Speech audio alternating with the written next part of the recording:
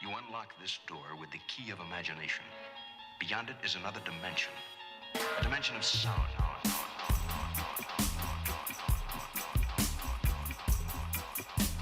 You're moving into a land of both shadow and substance, of things and ideas. You just crossed over into the twilight zone.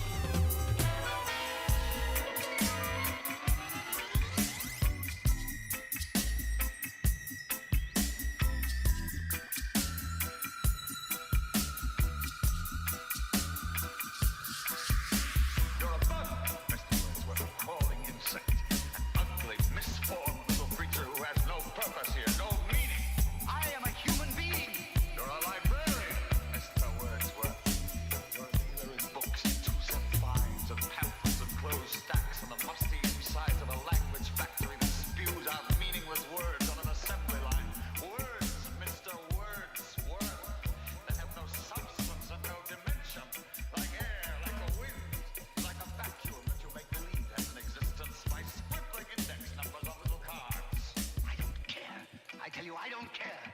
I'm a human being. I exist. And if I speak once for a law, that thought lives even after I'm shoveled into my grave. Delusions, Mr. Wordsworth. Delusions that you inject into your veins with printer's ink. The narcotics that you call literature. The Bible, poetry, essays, all kind, all of an opiate to make you think you have a strength when you have no strength at all. You have nothing but spindly limbs and a dream, and the state has no use for your car.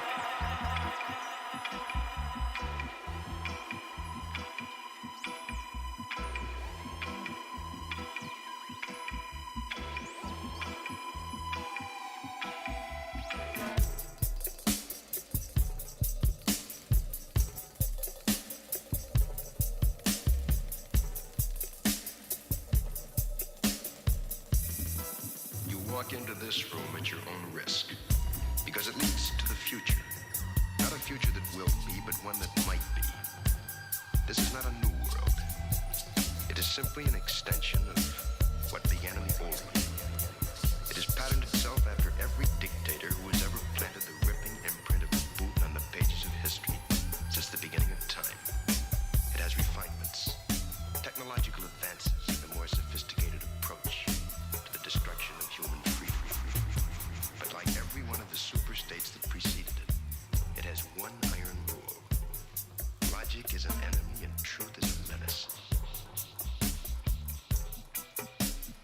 Any state, any ideology that fails to recognize the worth, the dignity, the rights of man, that state is absolute. A case to be filed under M for mankind in the Twilight Zone.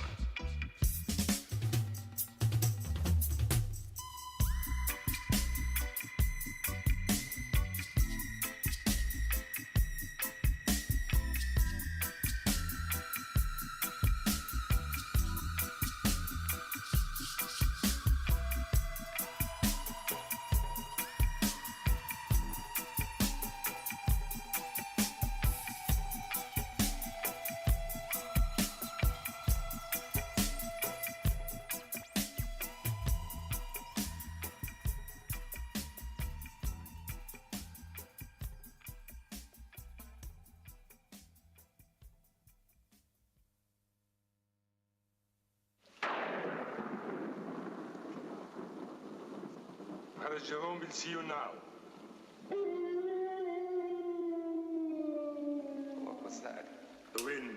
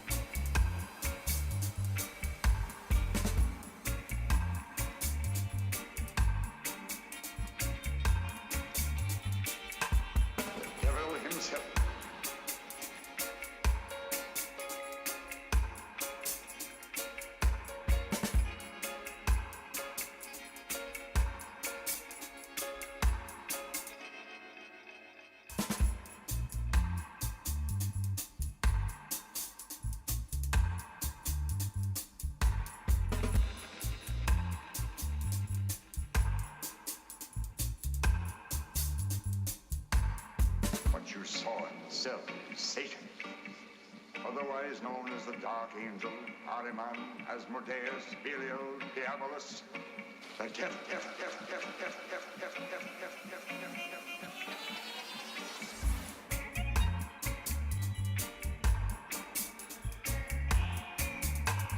I'm sorry for you, my son. All your life you will remember this night. And you know, Mr. Ellington, whom you have turned loose on the world.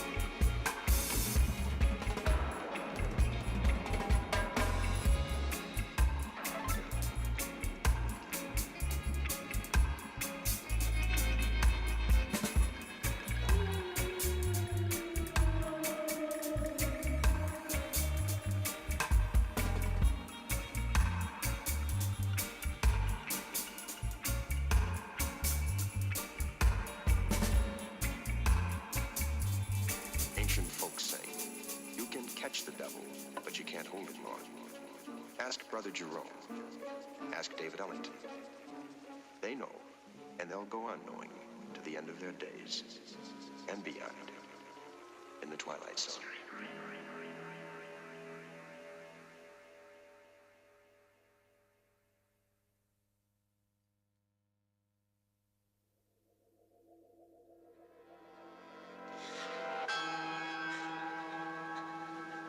Room for one more, honey.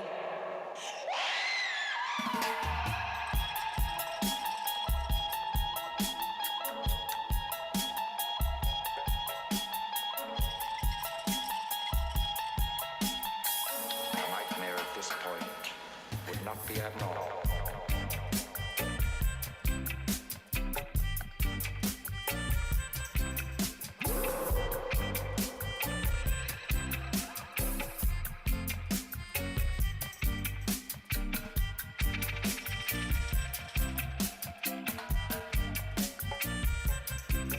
When she told me the story, she mentioned room 22.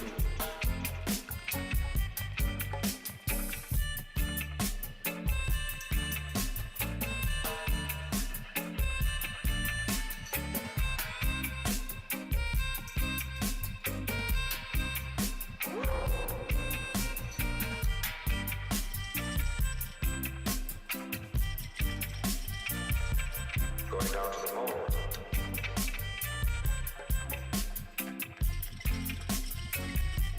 Room for one more, honey.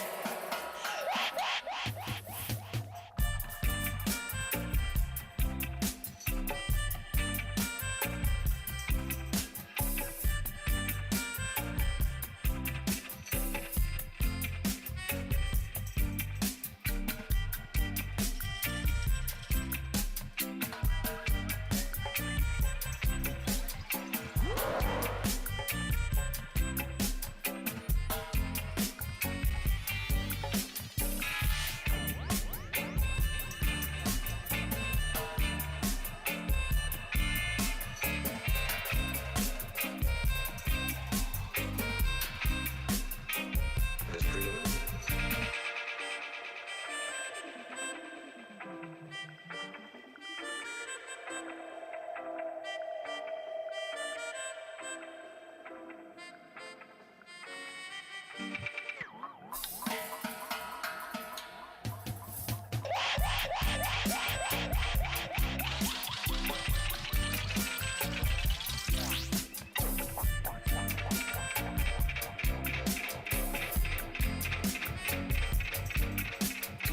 Did anyone ever tell you that you have eyes like a tarantula?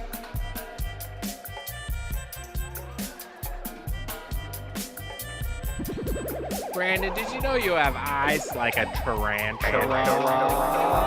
What? I do? Yes, you do. Is that a Twilight Zone reference? It was. Hello. What's up, everybody? Happy New Year. Yeah. Yes. Welcome, everybody. Let's see, I know Punk is in the details is here. Tommy AU is here. What's up? Tommy AU, a new stalwart to the show. I like that. Yeah, man. I like that. Yeah, it's good. Groove Strangers here. Sup, my dudes? It's good to see you. I feel like the chat probably still PITD. Punk is in the details again. Or PIITD. I think the again chat still as well. looks stupid to people, but Yeah, there's like big gaps in the tried chat to for some reason. tried to fix it again. It didn't work, so I'll Yeah. try again next week. All right. Well, hello everybody. Welcome to Black Market Live, first Black Market Live of 2023. Wild. Yes. Hope you had a great New Year's Eve celebration. And yeah, man, this is the show where we work on our music live on the air. Yeah. Once a week, every Thursday morning for me, Thursday noon for Nate, because Nate is in Nashville, Tennessee. I'm in Los Angeles. I'm Brandon Wiesel. It's I'm Nate. OG Black Market. Together we're Black Market Dub. Hell yeah. And this is our thing. And So- yeah. How was What are we doing? how was your New Year, Brandon? First and foremost, and also chat. How was your New Year? I hope you guys all had a great New Year's Eve. Yes. I hope you had a great New Year's Eve. I had a great New Year's Eve, man. Good. I'm really thankful for my girlfriend who insisted that we like celebrate by like partying, basically. Nice. And like it's pretty rare that she like puts her foot down and is like unilateral about like we're doing something. Like It's about time anything. to have fun. Yeah. You know, we're very good about like suggesting things, Yeah. requesting things, and then like, you know, saying yes and doing what the other one wants to do in general. But it's really rare that she is like, yo, we're doing this. This is Okay. happening. Okay. Okay. Like move the things in your calendar. This is happening. I'm not asking. What did you guys do? We went to this thing that was originally supposed to be a rave. Oh, cool. That's But fun. in LA, it was raining on New Year's Eve night. And I can't remember another time that it was raining during New Year's Eve night. So when it rains in LA, that means that like 60% of people cancel their plans. Right. And that 60% of people stay in and don't do what they were going to do. Yeah. I know it's not like that in other places, but in LA, it's like that. So the attendance was mad low at this place. But it was a lot of fun, and I'm really glad that we did it because I think, like, I can't remember what I did for New Year's Eve for the past, like, 5-6 years, Yeah. maybe more. So, like, it felt good to actually do one that was fun that I'll probably, like, remember, you know? Nice. That's rad. Yeah. It was like an old school celebrating. It's like how I used to celebrate New Year's Eve like 15 years ago. It was Hell fun. yeah. I missed out on probably the most fun New Year's I could have had. Oh no. I didn't do anything sorry. on New Year's. Oh no. I had to stay home. I was all dressed and ready to go, and I couldn't go. My dog was really sick. He started throwing up while I was getting ready, and it sucks because it was a really big night for my Well- girlfriend too. Actually, Really? yeah. So the country artist, kind of alt folk, just overall just amazing human, Sierra Farrell. She's a name. If you don't know her yet, you will know her very soon. She's just absolutely like blowing up. She's an incredible musician. Did you say Sarah Farrell? Sierra Farrell. Sierra Farrell. Yeah. Okay. Just like generational type talent, in my opinion. Wow. She's absolutely amazing. Okay. And you know, if you guys watching the show, if you don't know, my girlfriend is she goes by Jukebox Mama on Instagram. She's a clothing designer here in Nashville. She has her own shop, and she's been over the last since we moved here. That was a big reason why we moved here, was to get her out to Nashville, and you know, it kind of made sense for both of us. But anyway, so she started making clothes for Sierra, and Sierra approached her to do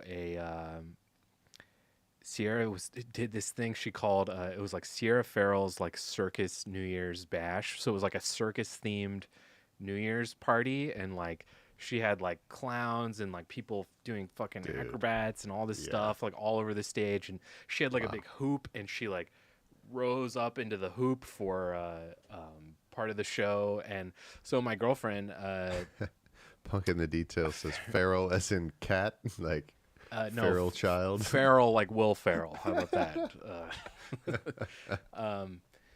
So yeah, so my girlfriend made her like costumes and shit for the show. Yeah. And it looked really cool. And she got to go backstage, so I could have been backstage the whole time. But So you stayed home with the dog I stayed home while your with my girlfriend dog. went, because for her that it's like a It was like a work huge event. night. It was a work event, but it was also New Year's, and it was like, and you know, she was just there to make sure the clothes and the costumes Very were all generous of on you to, point. you go without me. I was bummed, man. It looked so fun. I can't even bring myself to like look at the pictures because like I missed out so hard. Like, Damn, that sucks, man. yeah, I'm sorry. but it is what it is. My dog he threw up I think 4 times while I was getting ready to call my Uber. So I was just like, all right, I'm either taking you to the vet tonight or like you're gonna die by the time we get home. So, but luckily, of course, the way he works, he was fine. he threw up a bunch of times. He threw up a couple more times while I would, over the course of the night. But like, Elton. Oh yeah, like once it got past the point where like it's too late for you to leave and get there. yeah, I decided Then he's fine. yeah. Well, but he did throw up another time or two after that. But like, yeah, I don't know. I For was those of bummed, you who but are just joining us, we're talking about a dog, not a human. yes, a Nate's dog. yeah. Yeah, not my child, but he might as well be. Yeah, he pretty much is like your child.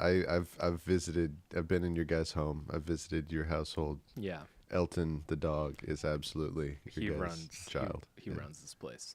Punk is in the details. Does she sound like Nikki Lane? She's friends with Nikki Lane, and I actually have gotten to meet Nikki Lane several times. And my girlfriend knows Nikki Lane as well. I would say she's like don't know who less. that is. She's less like rock and roll. Nikki Lane is like a rocker. Like Nikki Lane just made a new record with Josh Homme from Kings of the Stone Age, and it's fucking awesome. It's really good. She's a total badass. She's my favorite local Nashville musician, Nikki Lane. But no, I think her and Sierra Farrell are friends though. But Sierra Farrell's more like kind of bluegrass Appalachian music kind of thing, whereas Nikki Lane is way more like kind of rock and roll. But yeah, I would highly recommend checking out Sierra's album. It's got like a real like Tom Waitsy, like T-Bone Burnett kind of sound to it. It's just like it's a fucking awesome record. I like couldn't recommend her higher. She's great. So yeah, I missed out on that. I'll never forget it. I'll never let myself down for missing that, and it'll be a permanent stain on Elton's record for making me miss New Year's. One demerit for Elton. So one demerit. 100 points from Gryffindor Yeah. for that one. Smoke and Mirrors sound system says, "Get to work, you fucking slackers." Yes, boss man. We will. Yeah. We've been working on some tracks. Yeah, I could say for I would say with. Smoke and Mirrors. Yeah. No, I'm just teasing. Smoke and Mirrors sound system, one of which we will likely work on today, shortly. Yeah. Oh, Maga Duppy's up in the house. What up? Says, yo, good to hear your doggo made it through. Yeah, he's all good. Yes. He's all good. He's in timeout now, though. I was telling Brandon before the show started that I usually, when I'm getting the show like set up, I let him just run around in our backyard because we have like a huge backyard. And I got a call from a number, and it was like a Florida number. And so I just was like immediately assumed that it's spam, and I'm not going to answer it. But for whatever reason, I did. I was like, this will be whatever. I'll just pick up. Who cares? And it was a lady down the street who was like, hey, are you like Elton's owner? He's just sitting at our front door barking at our cat. I was like, okay, great.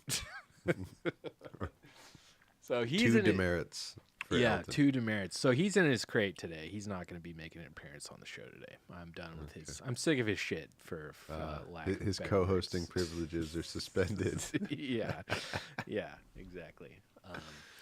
But yeah, so today on the show, Yeah, what should we work on, man? we've got several things I think we can work on. So Yes. we've got kind of just an open door policy with Smoke and Mirrors right now. So he's just sending us tons of Big Audio Dynamite stuff to work on for the collaborative album we're working on with them. So we've got one song. We've got one Big Audio Dynamite song in the queue to work on. The song "Beyond the Pale," which is a fun one. And we also, if you guys remembered, we're gonna do 2 more songs for the Christmas album. So there's more Christmas music coming over the next month. And the first one I figured would be good to work on. And also, if I'm being honest, because I don't have the other one ready, because Brandon did his homework and I did not, because I saw. I did half of my homework. Okay. You did none, but I did half. I did no homework, so together we failed. But whatever. Yeah. Um, Yes. but 2 demerits for YSL and Black Market. yeah. But actually, it's kind of perfect because it's the first show of the new year, and it's the song "Odd." God damn it, Odd Lang Scene? Odd Lang? So the first word is spelled funny, but Yeah. it's just pronounced old. It's just old. Old? It's a Okay. weird way to spell old. Okay, this is good. I'm glad you're helping walk me through And it this. means old. Okay. Old? Lang sign. What the fuck is Lang Sign then? I can't remember exactly if anybody here knows like old Scots language Yeah. can help me out, but I'm pretty sure that Lang means a long time ago and Zine is like times. Got it. So it's like the old long ago times. Oh, that's cool.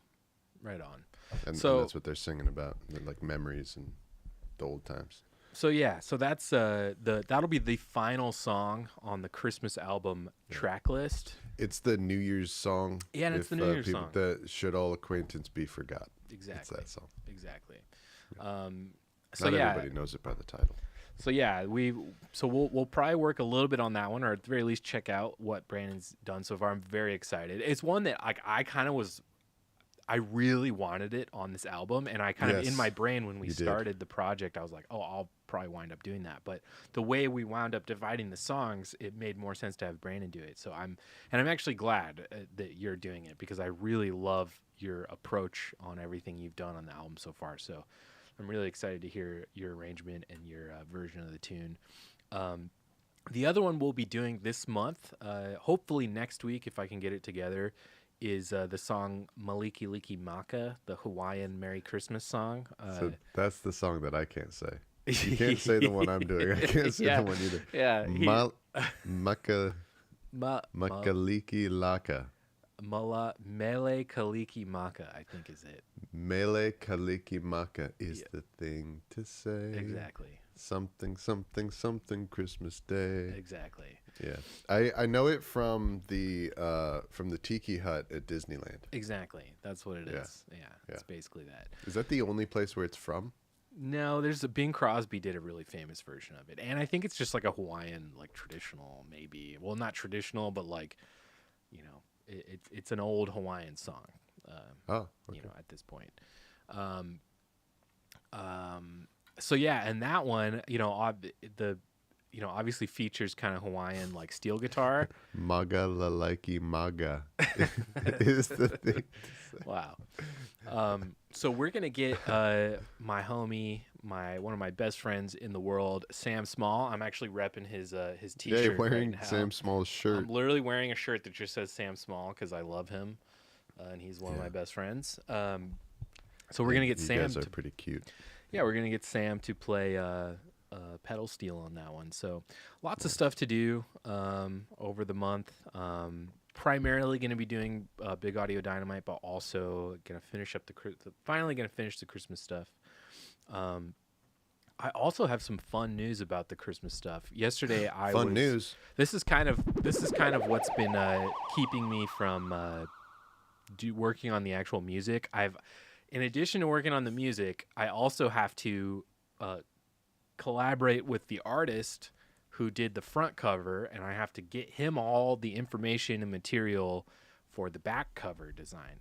And get, Oh, right, because this is for a physical vinyl release, so more artwork. exactly. Okay. So we need more Okay. artwork. So yesterday I've drafted an email for him. It's not ready to send yet because I'm waiting on a couple other things. But we got the labels going. John Roy, Smoke and Mirrors, introduced me to basically to Escape Hatch's kind of in-house guy, Michael. I'm forgetting his last name. Let me look at it. Smith. Jones. Michael Bookmiller.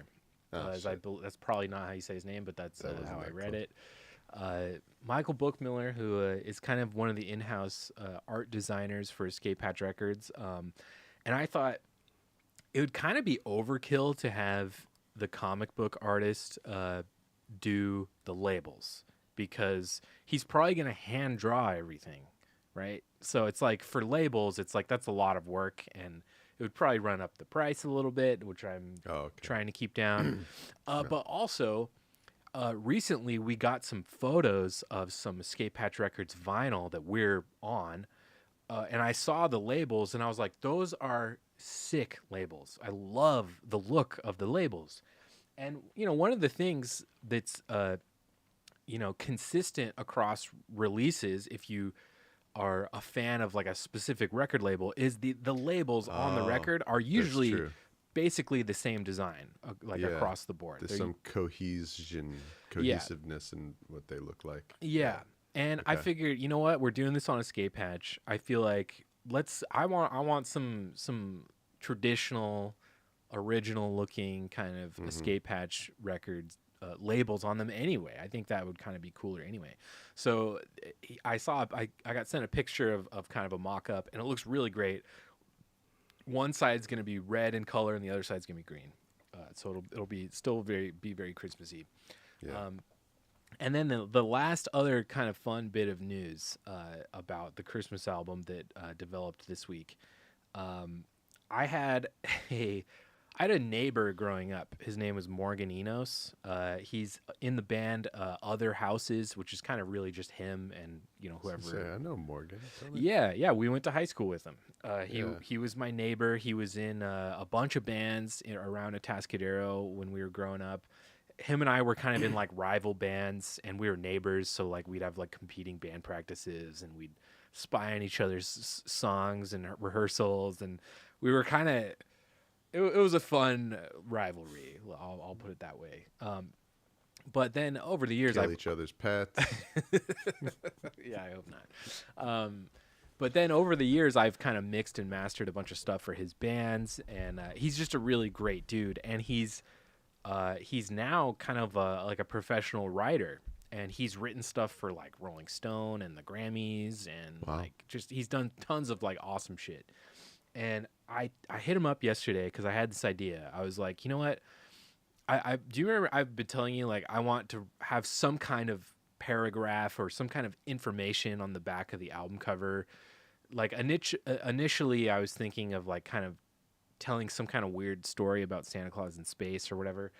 Oh, right. Yeah. How Santa Claus stole the robot lander and all that. Yes. Yeah. Yeah. So I kind of abandoned that idea because I tried to do it. I tried writing it, and I just like could not.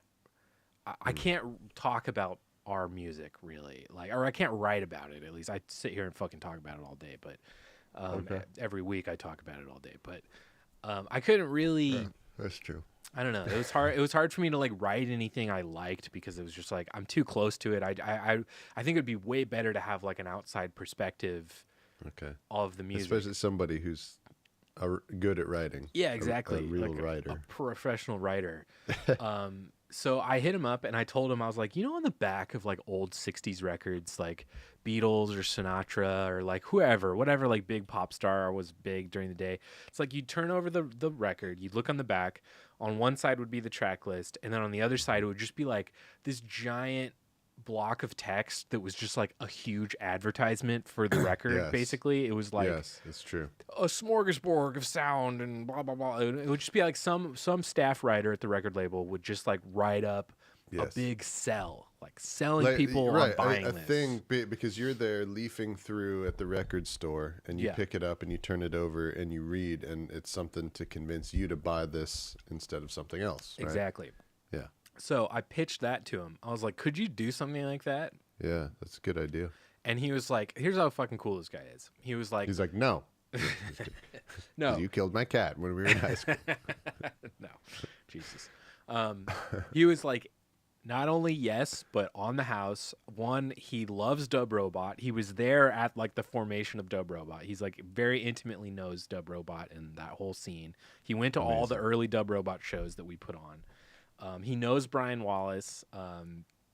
You know, he's friends with like Taylor Belmore, who I was really close with for a long time in high school, and I'm still working on her stuff too.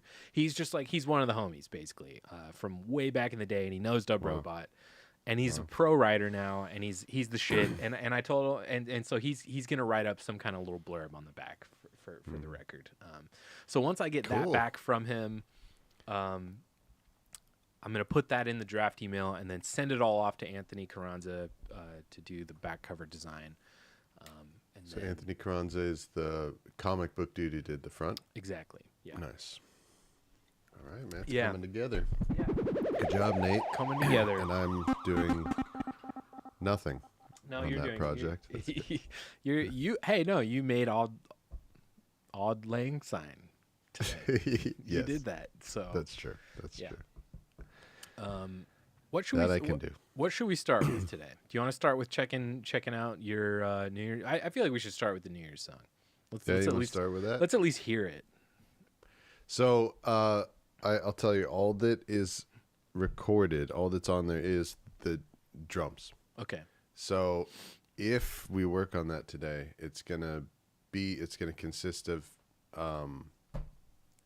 us like recording Putting the it first together. tracks, recording the first music on there. Okay, that's fine. Well, what do you want to do? Or do you want to do that today, or do you want to do Smoke and Mirrors? I think, let's see. I think we should. I think this Smoke and Mirrors song. Is it I don't think it'll take us that long, Okay, it's in a more workable state too. I'm sure. and it's a much more workable state. Yes. So I think we could possibly do both today. Let's do it. Let's do it. Yeah.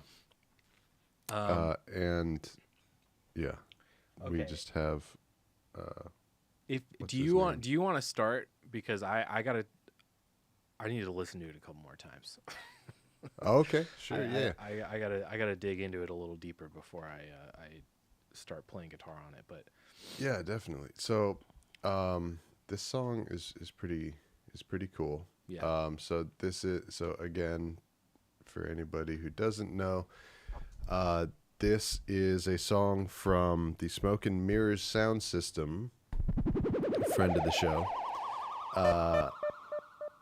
Upcoming release, which is a dub version of Big Audio Dynamite's album Number 10 Upping Street. yes, Mick Jones, Don Letts, Yes. Joe Strummer on that album too.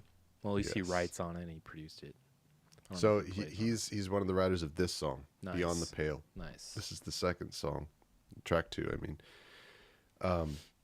And I love what, so John Roy is the band leader of Smoke and Mirror Sound System. This song is like, it's becoming like a pattern of what I'm seeing with this Big Audio Dynamite project, which I love, which is that like, so when I've listened to Big Audio Dynamite for a long time, not since it came out. It's before my time Yeah. to have heard it when it was new. Yeah. But I've listened to it on and off for a long time, and to be honest with you, it's never resonated with me. I Yeah. never like got it, Yeah. and I think I still don't get it. Yeah.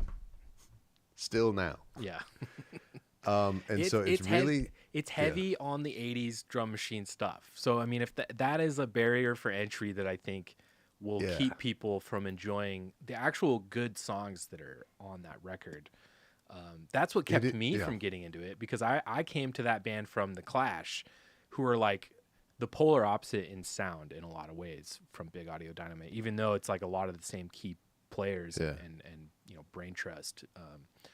But yeah, I mean, when I was a kid, it was like the 80s were like the devil. I hated it. So any kind of, even Yes. any stink of the 80s I could pick up on anything, man. I was like not into it.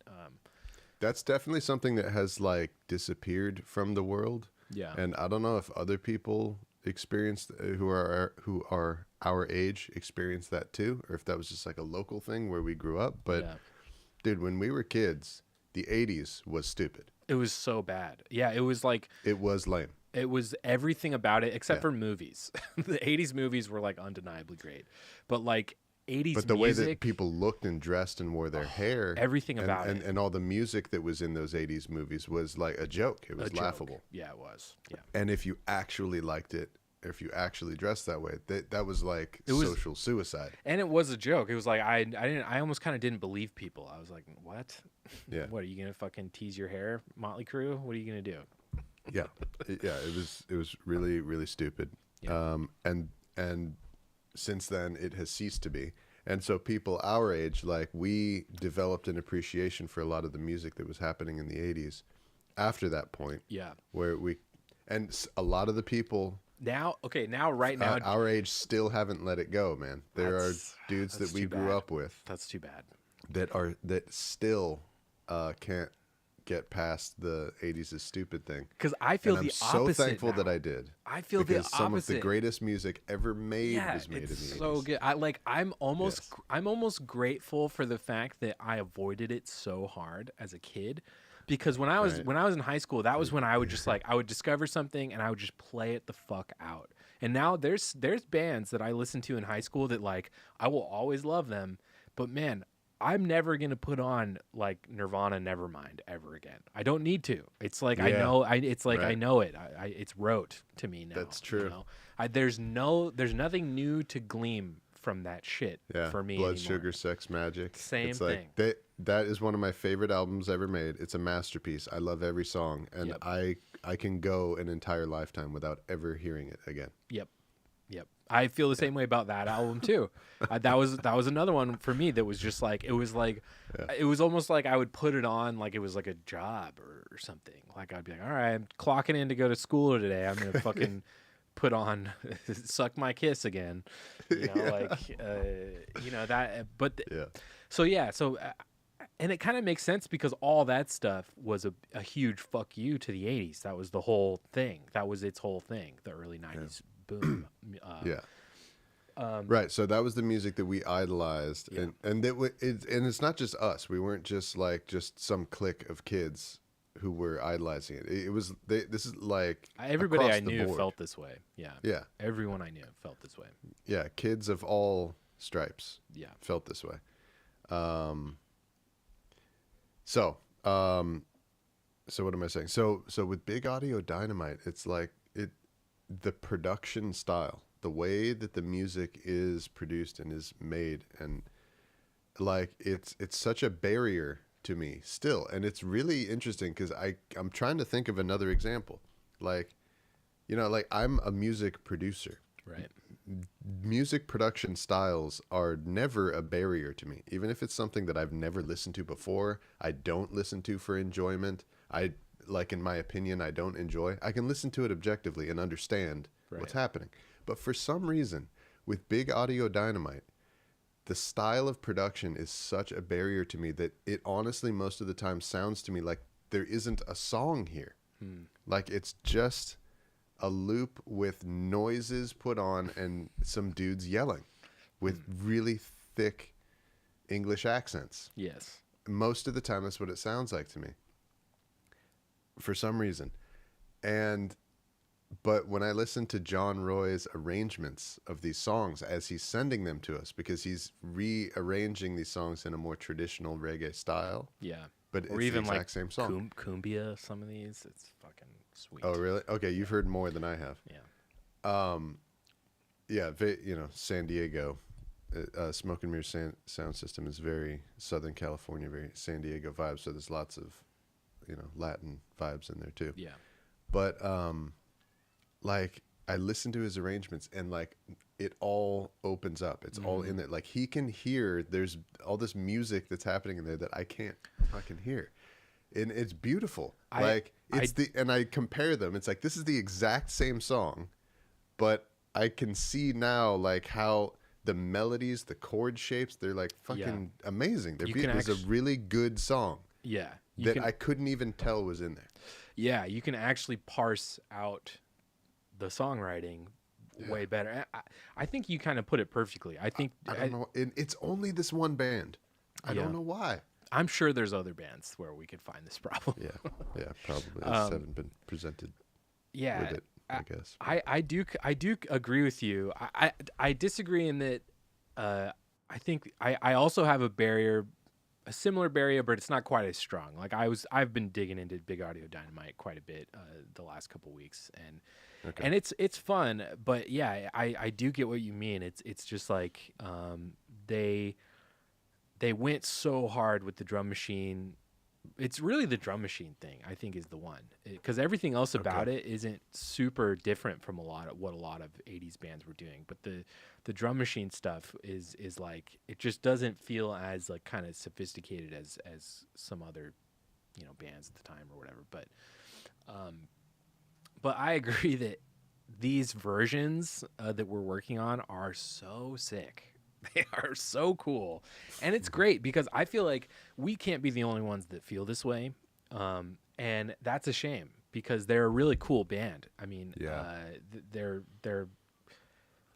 so to give these songs kind of, a second day in the sun, and another look and another perspective, I think is really, really cool. And also, these guys were all like reggae heads. They were all like reggae musicians, or they at least loved it.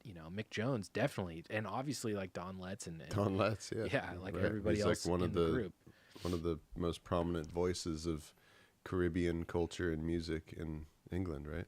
Totally. Yeah. So I think this is everything we're doing with these versions of the songs is like right in line with the spirit of the band, and stuff that I think that they'll actually dig, and they're all still around. So I mean, I'm very hopeful that maybe they get their ears on this stuff at some point, which would be really cool. And hopefully. Yeah, this Smoke and Mirrors sound system version of the album turns on some new fans to Big Audio Dynamite. It's like a way in. Yeah. A way to access it like it has been for me. It definitely has been for me because I kind of, when I first heard Big Audio Dynamite was when I already was like, fuck the 80s. So like, and this band to still like kind of retain a little bit of that for me, back then there was no chance I was going to listen to this in high school, even though it was Mick Jones. Yeah, if you had a thing against the 80s sound, this is like... Yeah. They went all in, and I kind of respect them for it. Everything that was wrong with it. But I kind of respect them for it because it's like they just went all in. And they tried to make something, and I think in a lot of ways it is real. I do think it's cool for what it is. I do, but I am really excited to be working on new versions. I think it's pretty awesome. But let's listen to it. I think we should just listen to the tune. There's something else that I'm not surprised by the way, is that the folks in the chat are as usual way more educated on the topic that we're talking about than I am. Yeah. Punk is in the details he's got the info. I agree with you. Punk is in the details. Topper was he was the shit until it was a little too late. It's a shame what happened to Topper, the drummer for the Clash. Smoke and Mirrors says shout out to Don, Mick, and Dread Zone. Totally agree. Big shout out to all the OGs of Big Audio Dynamite. Yeah. Agree. Don Letts is an international treasure. Really, really cool dude. Also pretty active on international treasure. That's a good pretty term. active on Instagram, and I think he just released a new record too, which I really want to check out. All right. Okay, Let's listen to some music. yeah, so I'm not gonna play the original song because I think it'll, do a copyright strike on our stream, on our video, and all that good shit. But if you're familiar with track 2 from number 10 Upping Street, Beyond the Pale, Behold. Yeah. So this is the tracks that we got. So this is all John Roy and some other musicians that I don't know, but I'm sure John could tell us in the chat. Yeah. And then we will play on it. Yes. There we go. If you don't know where I come from, better steer clear of my trail. From the dark side of London, that's way beyond the pale. My grandpa came from Russia, stowed away hidden in some bales. He took my grandma dancing to the air raid sirens wail. So George used his sword on the immigrant boy, 'cause he can't kill no dragon. If I was in those shoes, I'd say Soweto gonna happen here too. Gotta get a message through. Tell everybody the news.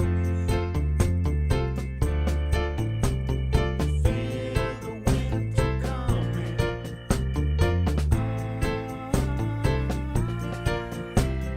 Crossing all the borders through the smoke of foreign rain. See all this whole nice chord shape and shit. Like I couldn't even hear that in the original song. Yeah. Totally.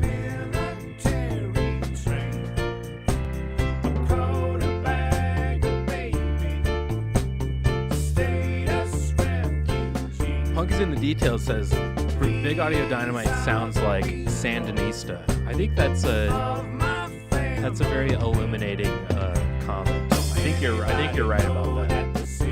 Sandinista was like their melting pot white album. It was a triple album actually. Wow. Yeah. For the That's Clash. a lot of album. Yeah, for the Clash. Yeah, the Clash is a band that I'm not familiar with at all. I'm Oh my not, God. Just listen to London Calling, man. It's top 10 albums of all time. Like, right, yeah, it's always easily. up there in the lists. Yeah. Yeah, easily. For me, it still is to this day. London Calling is like, it's in my top 10 for sure, like, without a doubt. Wow. What else is in your top 4? Oh, I said top 10. Oh, sorry. Uh, I thought you said 4. Top 10, London Calling for sure. Enter the 36 Chambers, Wu-Tang Clan absolutely is in my top 10. Good choice. Let me think here. It's a really hard question to just spring on somebody. But Yeah, but it should be obvious. Like some of them should be very obvious. Like I'm trying to pick which Beatles one. Oh, Punk is in the Details. You just got it. You just won the prize. Super Black Market Clash. How do you think I got the name for Black Market? It's from that EP. Yeah, there's a Clash EP called Super Black Market Clash, and it's like there's a bunch of reggae songs on it. And I was like, all right, I'm taking this. Oh, that's right. Yeah, and some of the earliest Clash stuff was produced by Lee Perry. I forget about that. I knew he produced their stuff. I didn't realize that was when the Clash was new. I thought he came in after they were established. It was like Lee Perry producing like a punk band. Like, yeah. It's like wild yeah, shit. I'm familiar with that story from the Lee Perry perspective, Yeah. not so much from the Clash perspective. Yeah. He talks about it a fair amount in my favorite Lee Perry documentary, I Am the Upsetter. Oh, nice. Yeah, that came out, what, like 10 years ago? Something like that, yeah. That's a good It's one. fucking amazing Lee Amazing Perry documentary because it's told by him. Yeah. So from his own perspective instead of somebody talking about him. And he makes way more sense when he explains himself than when other people talk about it. Yeah. Everything is way more cogent and logical. Yeah. Yeah. Well, Yeah, I that really song's love this arrangement. Right? It's got It's this good. kind of nice, like lilted, kind of loose feel to it. It's really nice. Yeah, it's like angelic. Jesus Ooh. was a hippie. Check out that ending. Love it. Mm. Excellent. So that's what we got, mon frere. Excellent. Yeah. So we can work on that today. Let's do it. All right. Punks in the Details. Awesome track, guys. Thanks for playing. Yes, and we're gonna Yeah. play on it now. Yeah, get ready to hear it about 60, 70, 80, maybe more than that times. Because now we're in the recording studio. And if you my mom was staying here with us for part of the holidays. Yeah. And, my recording studio here, where I work is part of the house. Mm-hmm. And she said something to me after living here for a while. She's like, I could never be an audio engineer. It's like, because I cannot fucking stand to listen to the same piece of music over and over again. So you were She's like like, working I on would shit. kill myself. You were working on shit while she was there. Yeah. Which, if anybody has, Man. done some music making or been around it, you will know it consists of listening to the same bits of music like hundreds of times. That explains why this show also has a very niche audience. It's not just that it's dub reggae remixes. That's true. It's not just that it's in the studio, which makes it difficult to do. It's that there's a very specific type of fan of music who could just sit here and listen to us record over the same song for like 5 hours. Like last week, it was a 5-hour show. And it was one song, right? And I think it was, it was one Yeah. song. Like Papa Jocko, he couldn't watch during the show, and he left a comment. And he was like, sorry I couldn't watch live, but I just endured the marathon 5-hour rewatch of the stream. Dude. I was like, holy fuck, Good job, man. Jocko. Yeah, good job, Jocko. What a fucking He watched true the whole believer. 5. Yeah, man. What a true believer. Jocko, if you're Legend. here, I hope you are here. I doubt you are. I think you would have chimed in by now. Yeah, But yeah. anyway, but you're watching the recording, so what's up, Jocko? Yeah, what's up, Jocko? We had Groove Stranger in here. I don't think we said hi man. to Groove Stranger. Good, always good to see Groove Stranger. The true, I think probably the first fan. The OG regular. Yeah, the OG regular. Yes. Punks in the details. Thus is the nature of dub.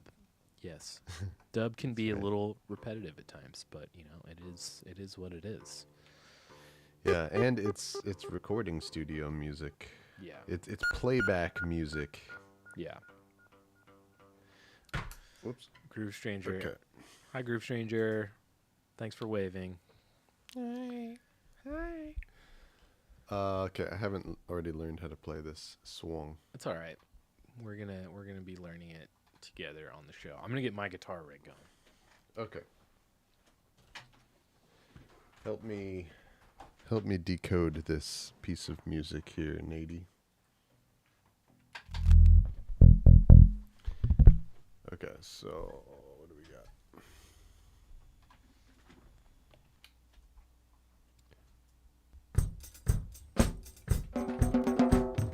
If you don't know where I come from, So I'm gonna do the bass first. I think. clear off my trail. Whoa. So we got a your nice spring? little. No, I accidentally put the original track in on top of it. So Smoking Mirror says, I'm gonna have to jump on a Zoom for work, then back to lurking. Feel free to reggae-ize the bass line further.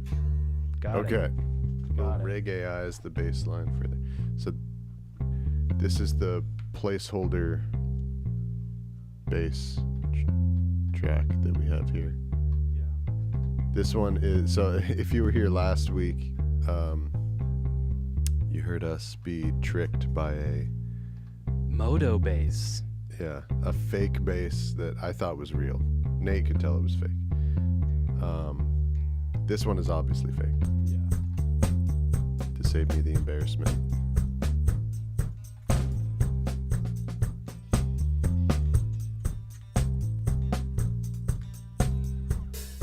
Let's go back to the top.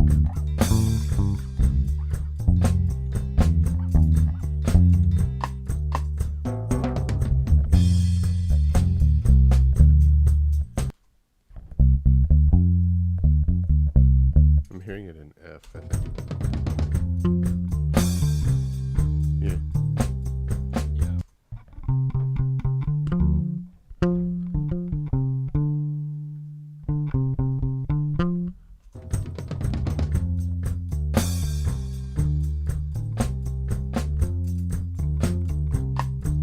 I feel like I'm hearing the drums like twice. There's like a slight Yeah. slap. Yeah, the Is that one just of the in there?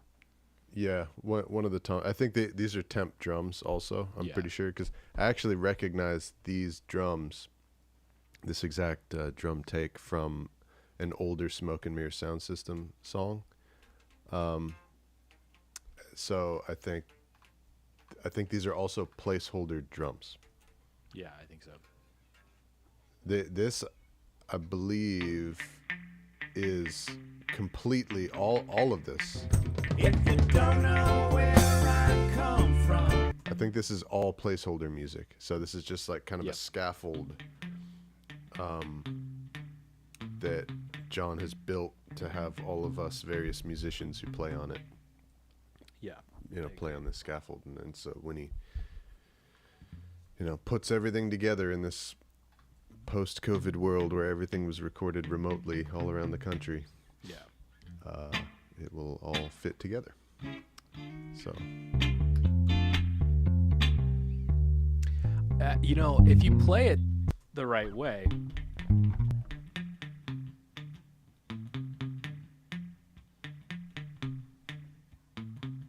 if you kind of swing it and make it a little more bouncy, it's kind of it's kind of cool. Like the notes aren't wrong. yeah, exactly. It's Yeah, a I feel think- thing that the keyboard is Right. not gonna do. Yes. Yeah. Yeah. This is something that we were talking about a bit when I was recording bass lines that you had written. Yeah. That I didn't change any of the notes. Yeah. It was the exact same line. It's just like note lengths Yeah. and note emphases. Yeah. Is what makes it more reggae or whatever. Totally. And yes, I agree with you. I think this should stay. Yeah, it's These kind of exact cool. notes Like when I just first performed. heard it, I was like, okay, Brandon's probably gonna have to just start over or just come up with something new. But then playing it, if you just give it the right emphasis and the right feel and the right bounce, it's kind of sick. Actually, I don't know if I would change that. I'm trying to get this one note.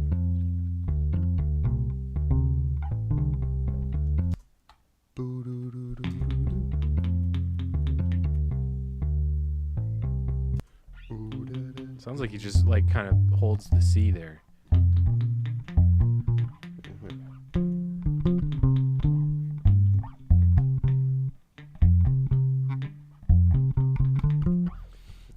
Yeah, I think it's a lower F. It's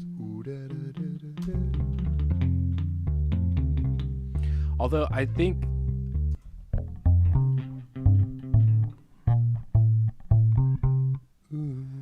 the way I'm doing it, that I kind of like, that is a slight change.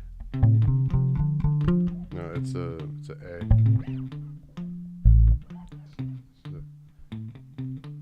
Yeah, or maybe that's just what I'm hearing.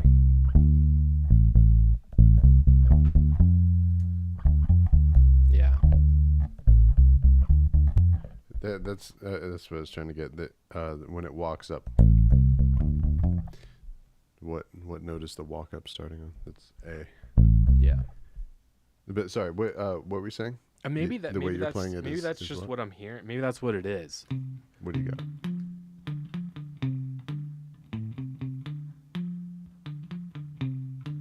Papa Jocko.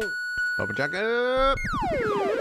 Happy New Year's, fellow Papa, dubsters. we were just talking about you. Congrats on your marathon of last week's 5-hour stream. That was epic as fuck. Yeah. I wanted to congratulate you and give you your gold star in person rather than a comment on YouTube. Oh, yeah, and then Smoke and Mirror Sound System says, this was Price to Pay drums. That's right, yeah. These are the drums nice. from great Smoke and Mirror Sound System song, Price to Pay. Great song. Nice. Excellent. But, sorry, man, what were you saying? You got, Well, I'm just kind of jamming on it. And I think I think there must be there's got to be a slight difference in what I'm hearing and what it is.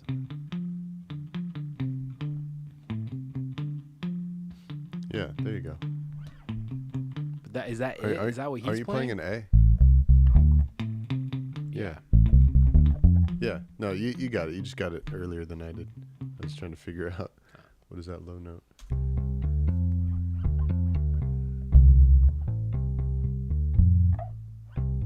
Oh, I see what he's going doing. Whatever.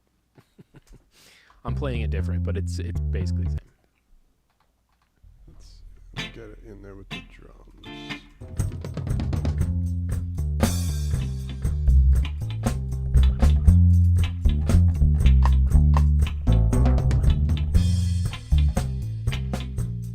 Okay. So actually, first, let's get what the chord shape is. Yeah. If you don't know where I come from, better steer clear of my trail. Turn down the vocals.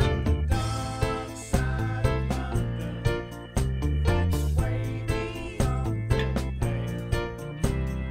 Grandpa came from Russia, so the way hidden in some bears.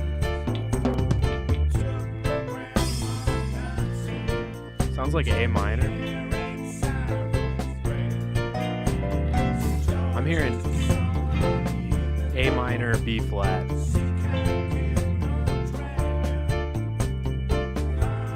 Right here, A minor, B flat. Yeah. 3 to 4 action. And then Yeah. and a C at the end. Yeah.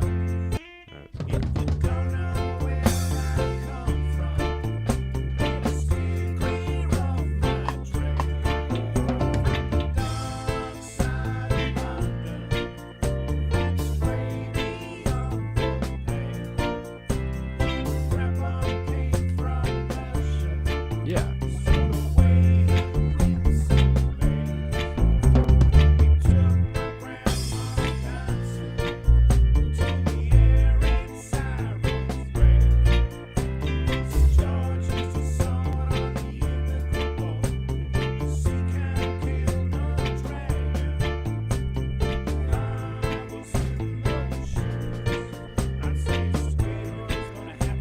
All right. So let's get what he's playing. Am I throwing you off playing along? No.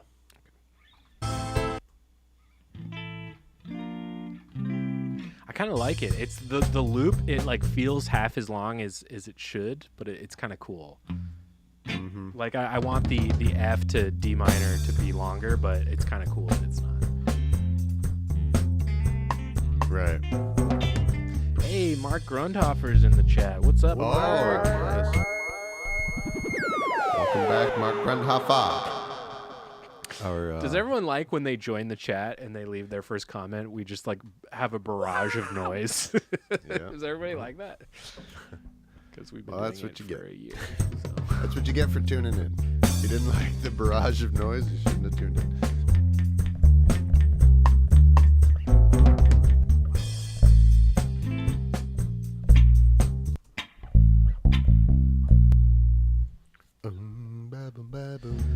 I kind of have a feeling that if I'm playing along with your playback, it'll sound in time to the audience. Oh, really? I think so. Why wouldn't it? I don't know. I think it does. Audience, does my guitar? It's why would it? Why wouldn't it sound on? I'm playing along with your playback. Can you You're turn? playing along with my playback. Mark says, "Can you turn that barrage of noise into a ringtone so I can play it every time I walk in the room?" Hey, it's Mark. Hey, Mike Randhoffer. Nice. There you go. You just just go ahead and snip that from the YouTube video, and you got it, man.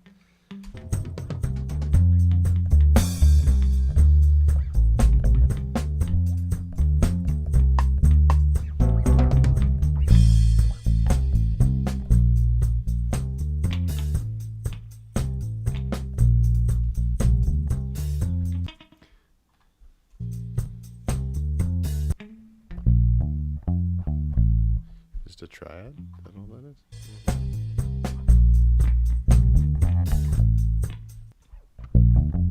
Is that really? What?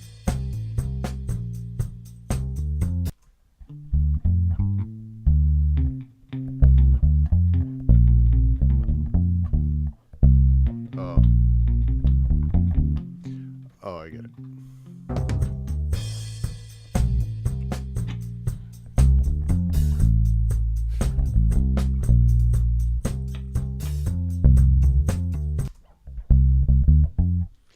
Okay, I'm gonna take out the old bass. All right. Let's go over to the Niz cam so everybody can get some real good Niz action. Yes. Barrage Band. Says punks in the details. Wait, what? Barrage Band. Oh. Do you mean instead of Garage Band, it's Barrage Band? No, I don't get it. Okay.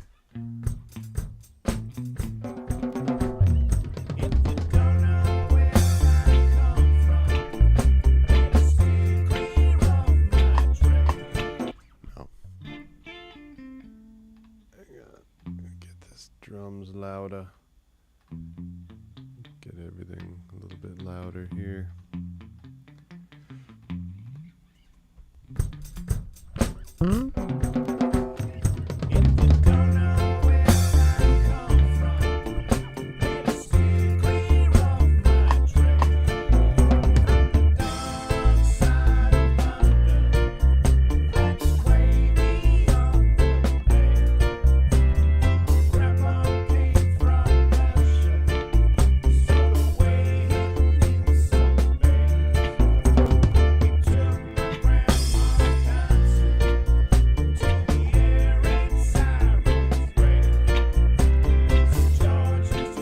What? Do-do-doo. Da-do-da-do. Da-do-da-do. What is that? The bass line. Yeah. What chord are you curious about? On the C, when the C comes back around to the F. Alright. It's back here.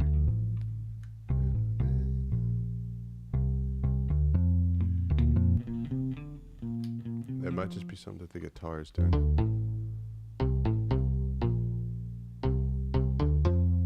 Doo-doo-doo-doo. I'm hearing B, B, C, F.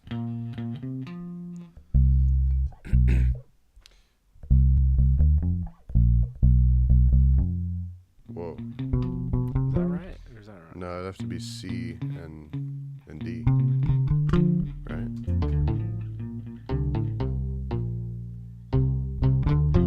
Yeah. Oh, yeah. Little 5-6-1 action. Boom ba boom bam ba boom ba boom.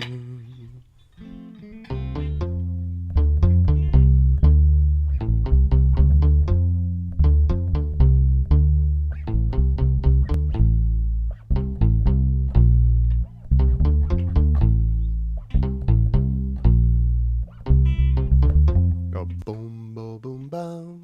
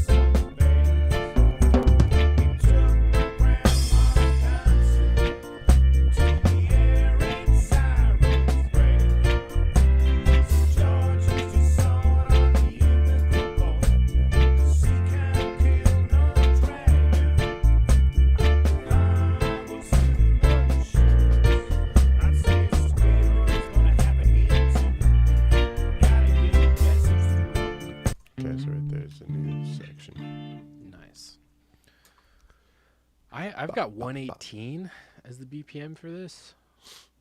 Okay. What did you grab the bar number for where that change happens? No, I haven't had this It's okay. on a grid yet, but let's see.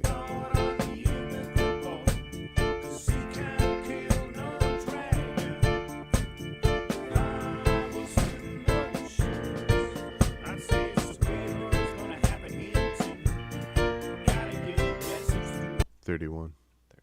Cool. Bar 31. Gotta get a message through.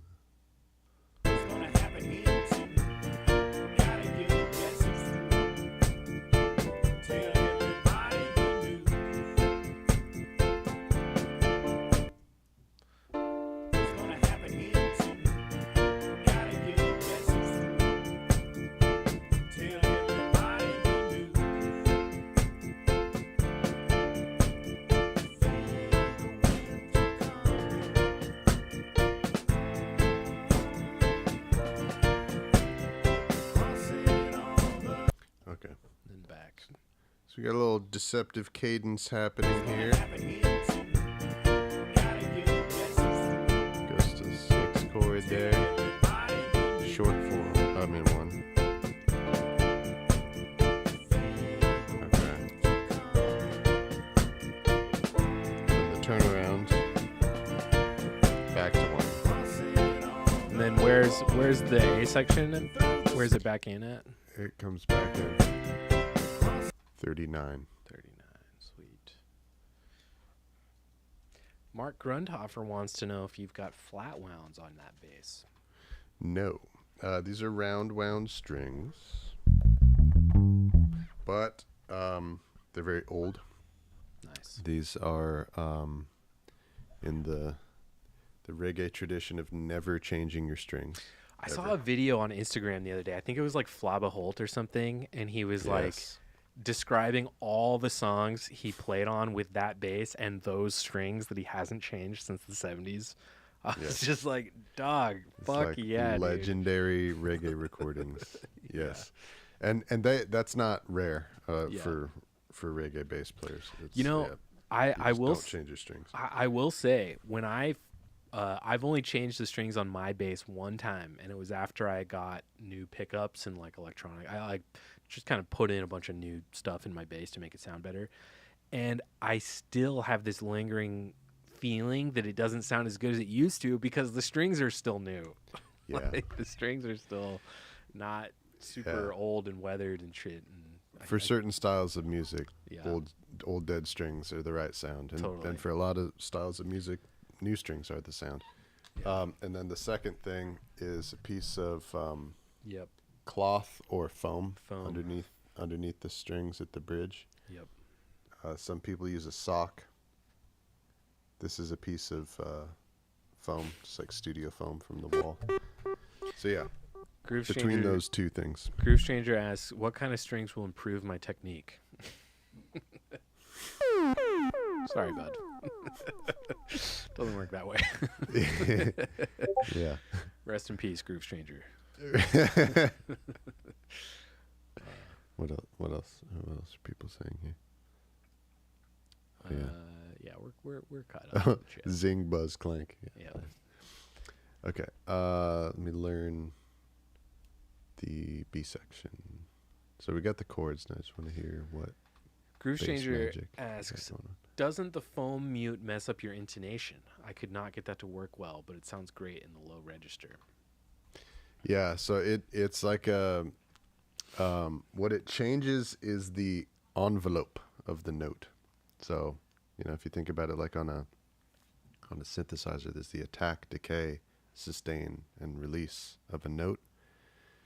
So it just changes the shape of the impact of the transient, and then the shape of how the note falls off. It changes the length of the note, and then it makes the release shorter, or the sustain shorter.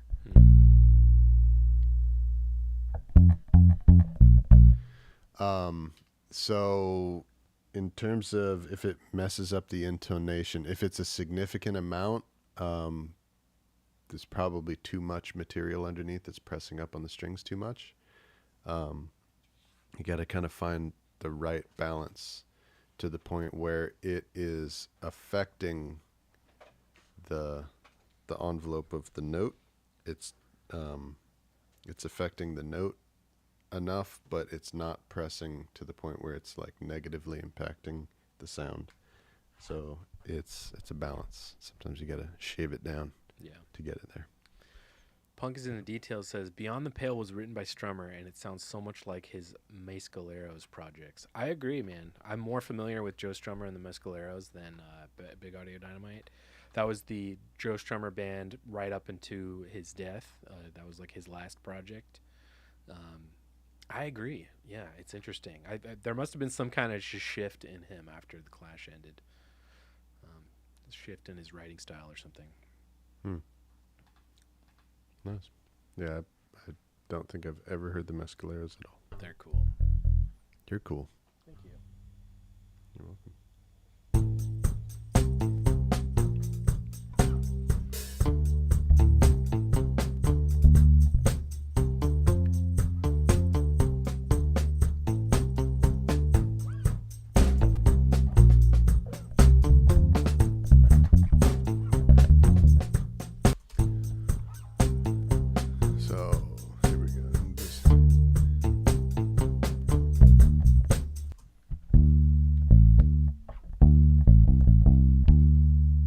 So I have a question for you. What's up, doll? So do you find it easier, like in this kind of scenario where you're learning the part, do you find it easier to learn the part as it was written rather than learn the chord shapes and then just come up with something you would come up with for those chord shapes? Well, it depends on what the ask is. Sure. If the ask is, hey, come up with I don't want this bass line. Right. I want you to change it and come up with something else. Yeah. I might learn what you already did so that I can understand where you're coming from so I know what to not do. Right. Maybe. Yeah. Or, so I can consciously go a different direction than you already did. Sure. Maybe. But in this is one of the cases where I like your bass line. Yeah. And I want to essentially do what you are doing. Yeah. But just in my own way. Nice. So I will start by doing what I'm doing right now, which is learning exactly your bass line verbatim. Nice. The exact way that you played it. Nice. Start there. And then if I do end up changing it, then I do. But I want where I start to be unchanged from yours. Some semblance of what was there. I want to start with the exact semblance of what was there. Right. And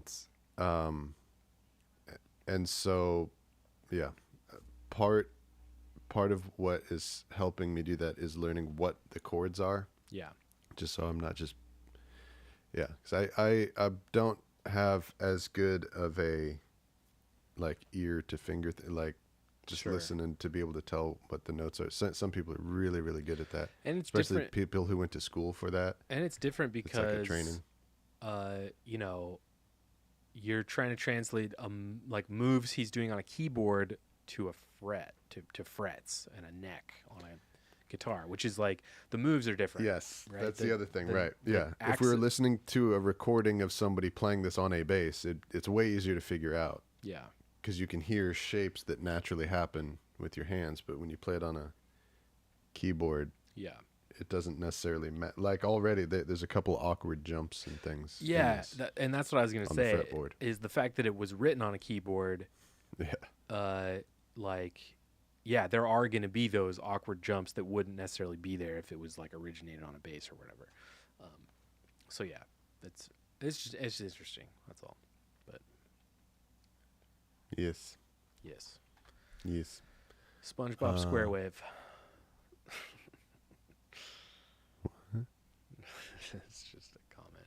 Oh, yeah, The synthesizer thing, maybe? Yeah. SpongeBob SquareWave. Yeah, Okay. exactly. Wait, so, okay. So the B section. So just a C going into that.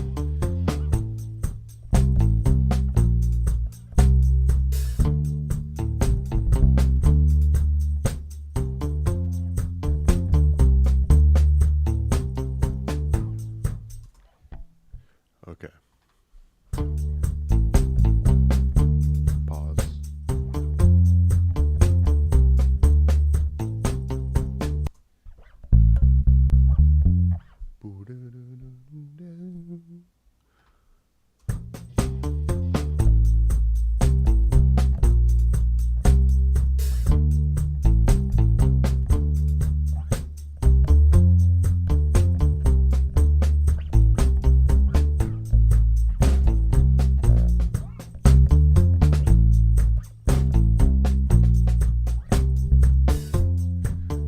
There we go. Nice. Let's bring the vocals back in. His keys always sound really good to me. John is a good keys player. Yeah. I was sitting on the shores. I'd say it's gonna happen here soon. Gotta get a message through. Tell everybody you do.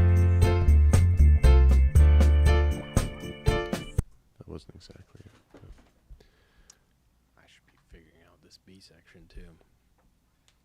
Yeah, it starts on a D minor. It's gonna happen here soon.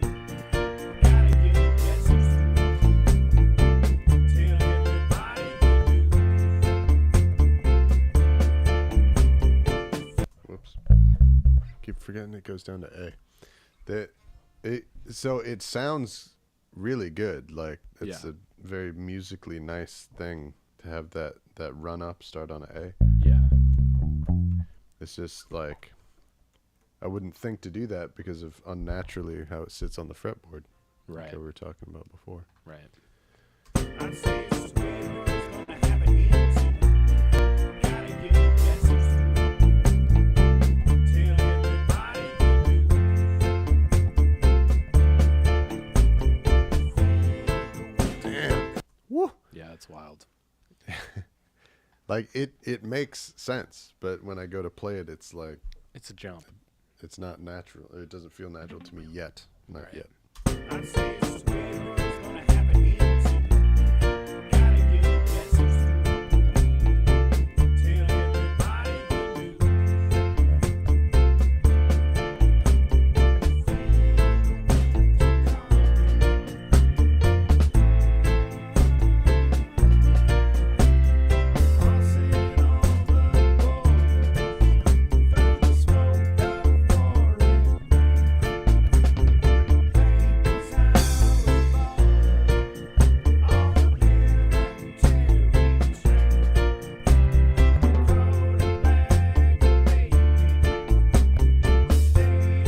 All right. So Nice.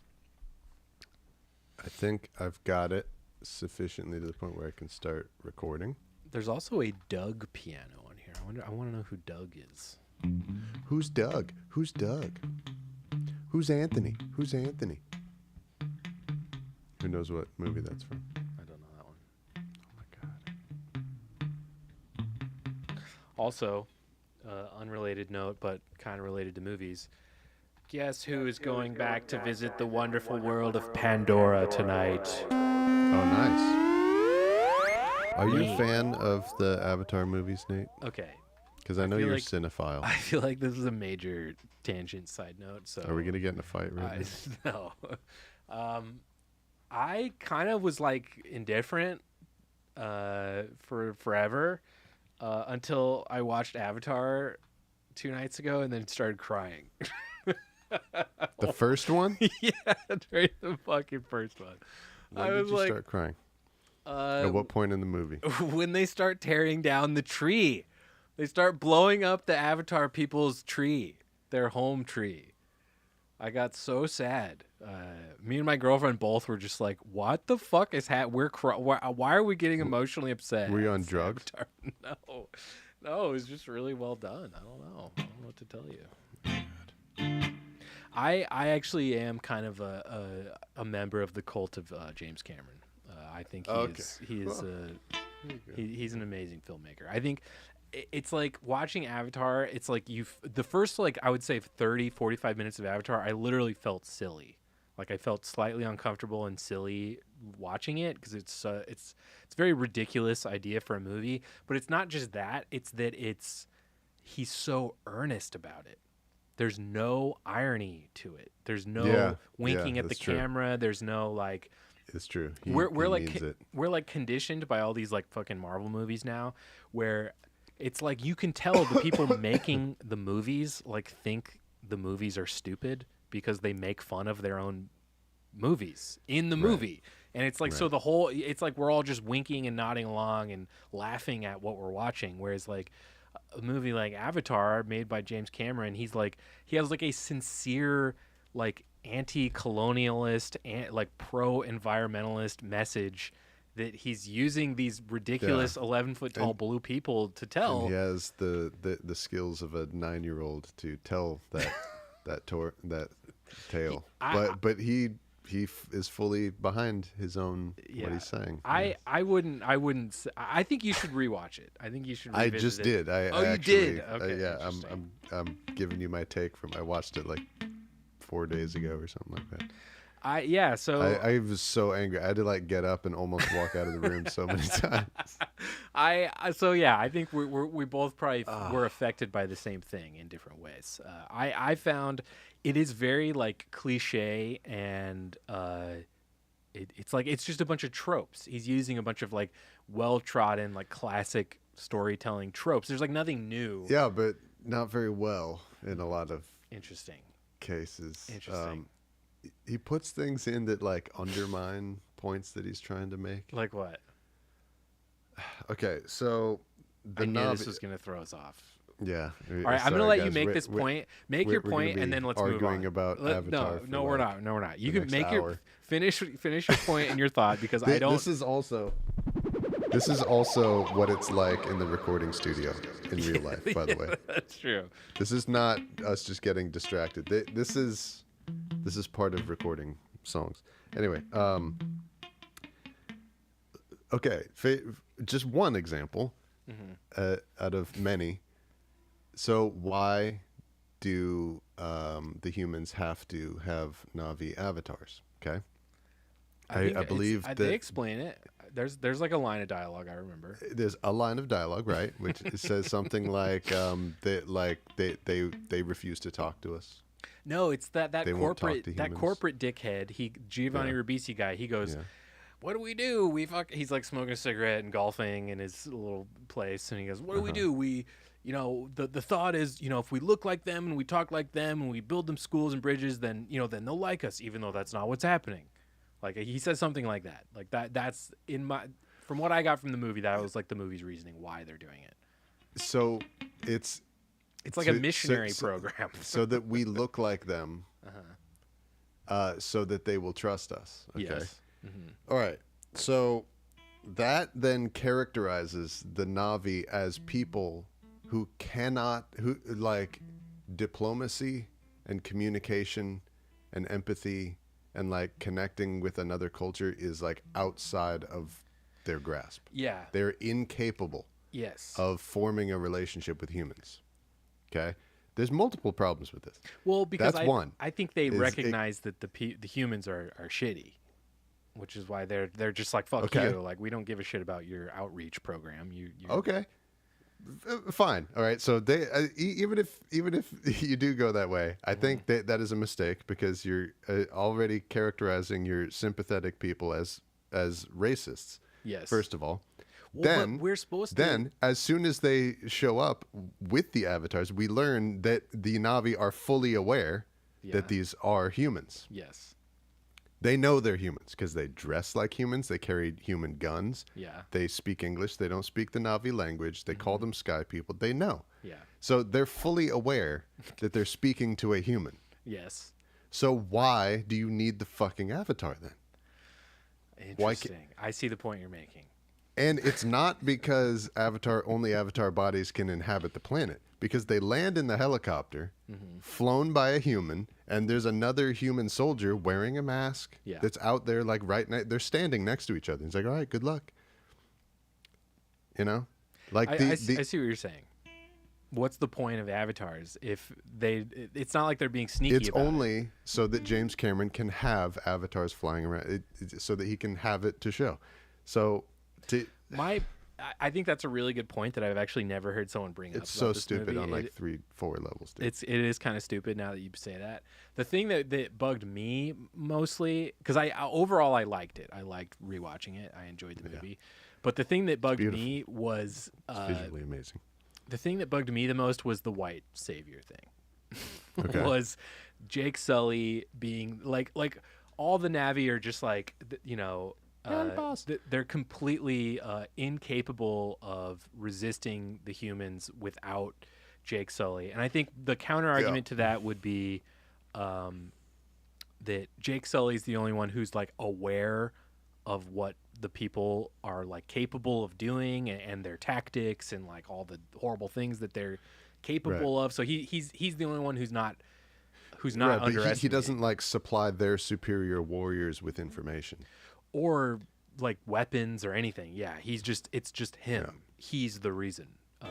And he you know, people talk a lot about like Mary Sue characters. I kind of feel like Jake Sully is a little bit of a Mary Sue, where he just kind of Mary Sue is like a character a lot of like nerds and idiots like to refer to like various newer Star Wars characters as Mary Sue characters, which I just don't care enough about to even like engage in. But it's like a thing where a character basically like is fully capable, like out of the womb, basically. Like it's like they arrive in the movie and like the example people use all the time is Rey from the new Star Wars movies, where it's like she's not only can she fly the Millennium Falcon, she also is a Jedi. She also fucking like, you know, she's she just can like fight with a lightsaber the first time she ever holds it. Exactly. She has the Force. Like she doesn't need to train. Like she's just like like she's just amazing at everything, like right away. And Jake Sully's kind of the same thing. It's like it's true. He is handicapped. He hasn't walked in who knows how long. Yeah, he literally can't walk.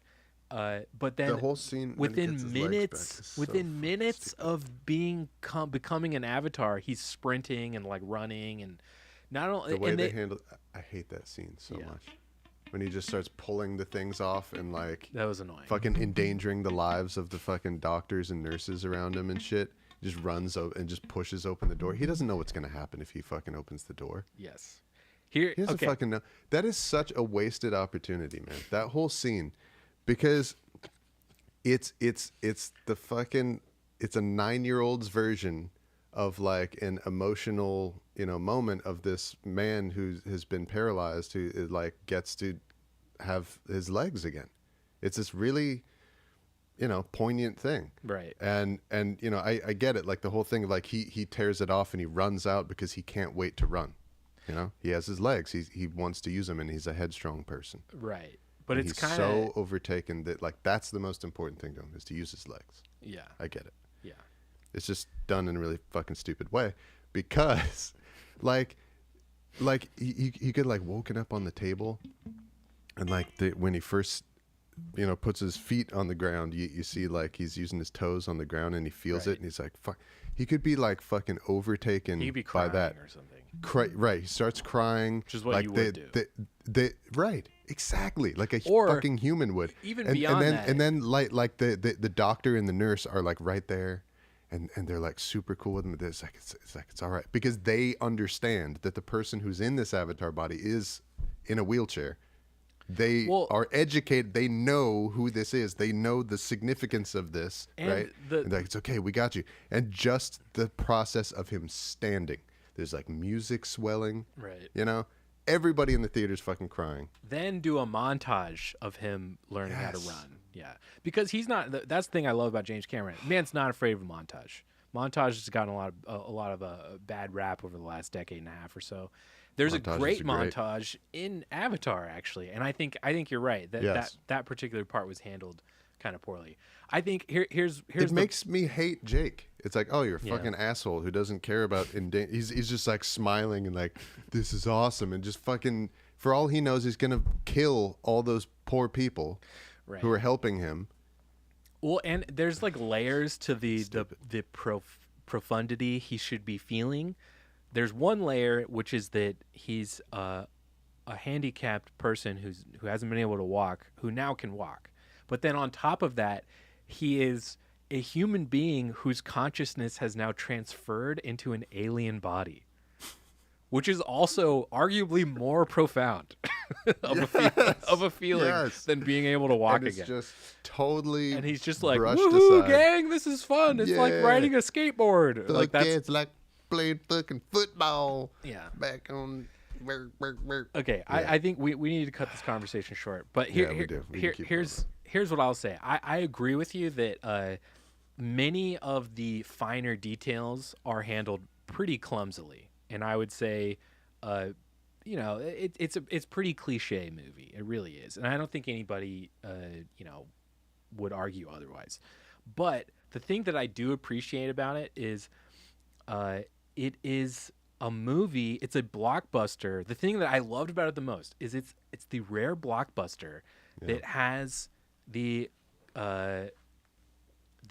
point of view to take the American government or an analog of the American government or American military and show them in the light that they kind of are to a lot of people around the world, which is in a negative light. They are the bad guys.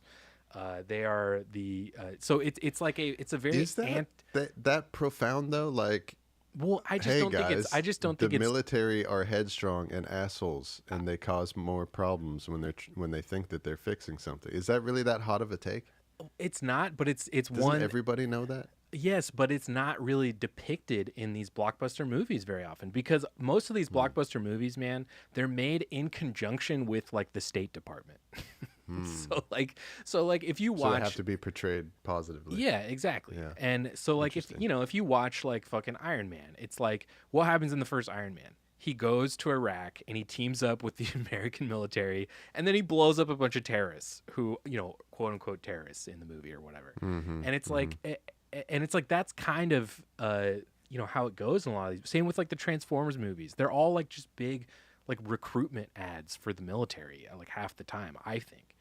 So for me, Yeah, it's that's kind true. of That's true. kind of refreshing to see a movie who's like the perspective of the movie is that we're the bad guys. We're not the good guys, okay? We're the bad guys. So you find yourself rooting against the humans, rooting against the military, rooting against these forces in our world that are profoundly negative for a lot of people around the world. So for that reason, I found it to be really interesting, even if the story was like really clumsy. You know what I mean? I find his point of view, his pro-environmental point of view, his pro, even if I feel like he's doing it in a way that's like kind of shitty, or not shitty, but just like he's not doing it very well. From a not at all. storytelling perspective. Storytelling, yeah, man. Just like the 101, the fundamental tools of storytelling. Yeah. It's like very badly done. I don't know if I would agree with very badly. I think that it's Okay.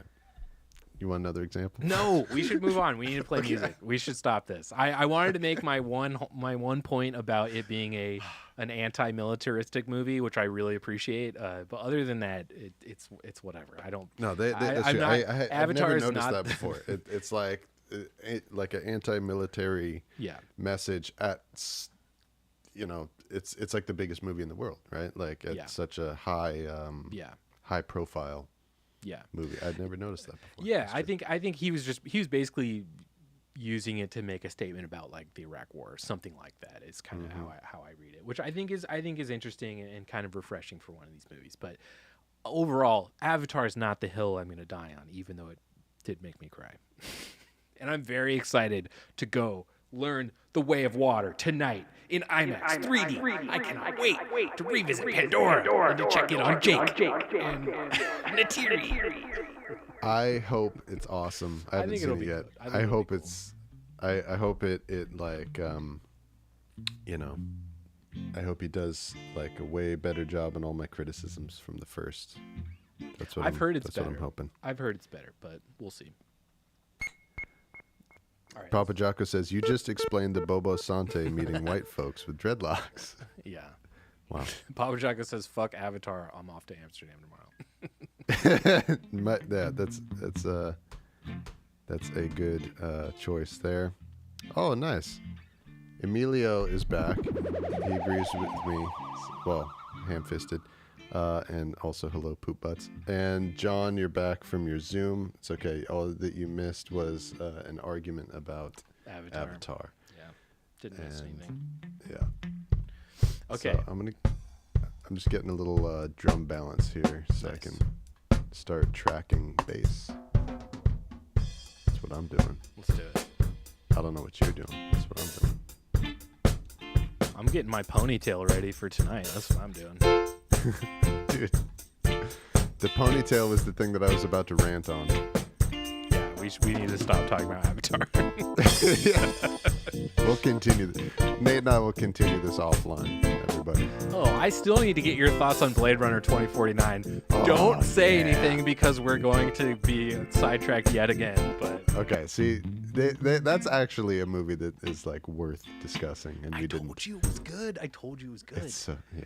Brandon- We'll talk about it. We'll Yeah. talk about Brandon was under the impression that it was like a shitty reboot, which like I don't blame him at all because it seemed yeah. like you were just like out of the loop with that movie or whatever. But Definitely, and I judged a book by its cover because it's coming out in the era of pointless, needless reboots Yes. that like totally. do nothing to God damn to it. support the original story. But this is an exception. All right, I fucked us again. Stop talking about everything. If you All right. don't know where We're not gonna talk about it. better steer clear of my trail. From the dark side of London, that's way beyond the pale. Grandpa came from Russia, stowed away. So I'm gonna make the kick and the snare way hotter. He took my grandma dancing to the area. That helps me with the bassness. All right, so I probably in our Avatar discussion have completely forgotten how to play this bass line. Sorry, I fucked us. No.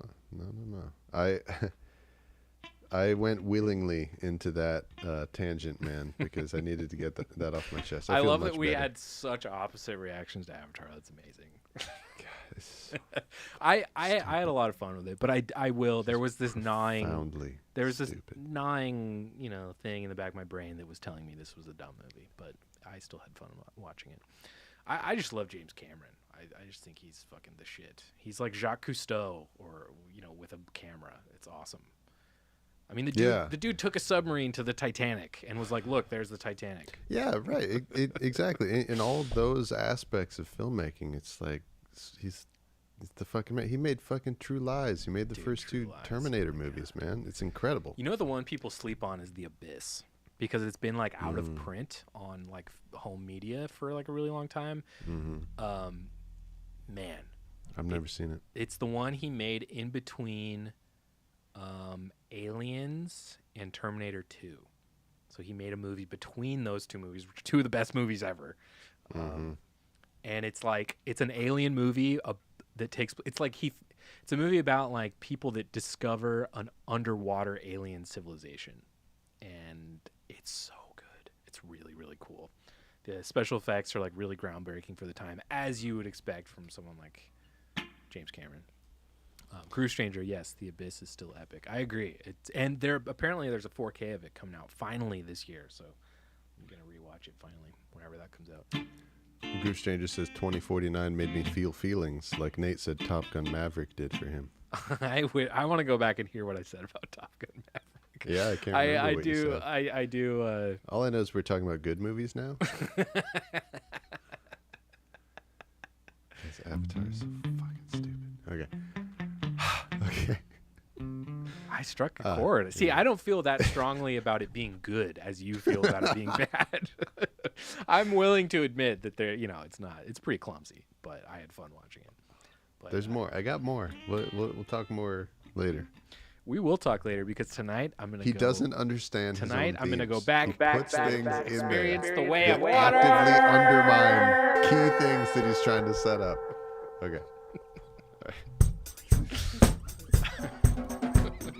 If you don't know where I come from, better steer clear of my trail. From the dark side of London, that's way beyond the pale. Grandma came from Russia, stowed away.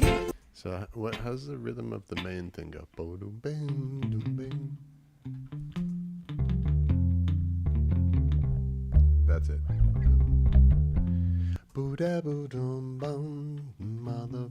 Motherfucking. Amelia says spin-off movie review podcast. If you don't know Honestly, it's in our bones. Yeah. It really is like in our bones to do something like that. clear of my trail. From the dark side of London, that's way beyond the pale. Grandpa came from Russia, stowed away hidden in some bales. He took my I think I'm getting it wrong again. Boo-doo-ding. Oops. Groove Changer says, but then they just digress into talking about music. Yeah. We need to get back on topic. Oh, man. Talking about Avatar. That's We're great. distracted. I talking about Big wouldn't- Audio Dynamite. I wouldn't be surprised if someday we did a playback style show about movies. I think that would be really fun. I'm such a fucking movie nerd, and Brandon's Yeah. one of the only people I can actually like have real discussions about movies with. So I could Yeah, see us Nate's doing big that. on movies. I could see us doing something like that. Yeah, I kind of feel like the only reason why we don't is because for playback we like take so much. I guess you could call it inspiration / copying of Yes. like our favorite YouTube channel, Red Letter Media, Yeah. who does that format way better than us Yeah. to discuss movies and only Yes. movies, Yes. movies. So if we And did so if we did it- playback but for movies, it would just be such a Red Letter Media ripoff. It's too much. Yeah. It would be too much. Yeah. Yeah. We'd Like have to- our only saving grace is that we're not talking about what they're talking about. We're talking about something else. yeah, exactly. Like their editing style, their sense of humor, like it's like we love them so much. It's like it just is completely rubbed off on us. And Huge fans. Yeah, Huge so- fans. Yeah. Yeah. It's an homage, but Yeah, it's if you guys stealing aren't big time. hip to Red Letter Media, just go do it. If you like playback, you'll find something you love. Yeah. in yeah. Red Letter Media videos. Yeah, 'cause they do that style way better, and Yeah. yeah. Speaking of Okay. playback, we're coming back with a new playback very soon. It's on me that it's taken this long to get back to it, but that's About a on good my- album. That's definitely about a pretty good album, I guess. So It's about an all right album. we disagree about this album even more than we disagree about Avatar. Oh yeah, this one Way more. got heated. I'm excited to. I haven't. We broke up halfway through recording it, and then we Oh, man. made amends. But there is a period in the middle of this upcoming playback album where we are not friends anymore. Yeah, it's Officially. pretty good. I might start the episode with that. That'd be fun. The cold open will be us just like being like, never again. Fuck you. All right, I forgot it again. Jesus. I don't know why it's. Fuck you. Dun, dun, dun, dun, dun, dun, We are dun, dun, dun. slacking so hard today. I know.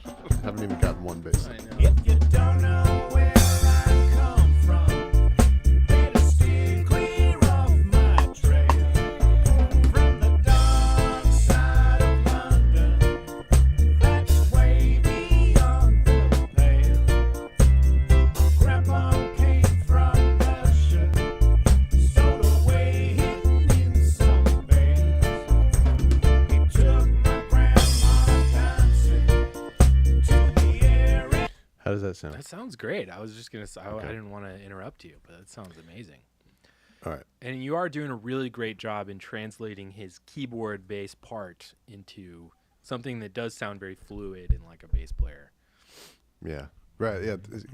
Thanks. That's what I was trying to do. Is just give the part that he wrote organic life. It sounds great. All right. I'm gonna start recording final tracks now. Yeah, let's do it. If you don't know where I come from, better steer clear of my trail. From the If you don't know where I come from, better steer clear of my trail. From the dark side of London, that's way beyond the pale. Grandpa came from Russia, stowed away hidden in some bales. He took my grandma dancing to the arid siren's wail. St. George used his sword on the immigrant boy, 'cause he can't kill no dragon. If I was in those shoes, I'd say Squidward's gonna have it here too. Gotta get a message through. Tell every Nice. Can't remember. I gotta remember how Yeah. that other part went. One hiccup, but you pretty Yeah. much made it through that whole A section. Just gotta punch right there. What the fuck is this that I keep playing? I hear you play that a lot. I feel like every time I hear you pick up a guitar, that's your signature noodle. That's on a Black Market song, is it not? Ding ding ding ding ding. It sounds familiar. Oh, it might be in one of the Night of the Living Dread songs. It must be. It literally I think must it be is. one of Ding, those. ding, Yeah. ding ding ding ding ding ding ding. Sounds familiar.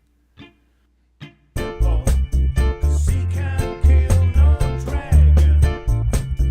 If I was in those shoes, I'd say Squidward's gonna have it here too.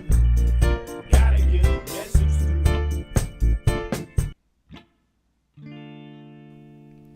Okay, that's the punch of my mistake. Now let's.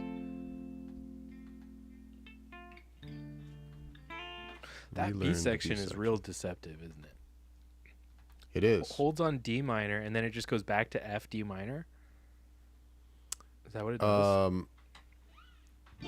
Yes. And then it does. So it's a long D minor, short F, and then it goes back to the turnaround, which begins with F, D minor,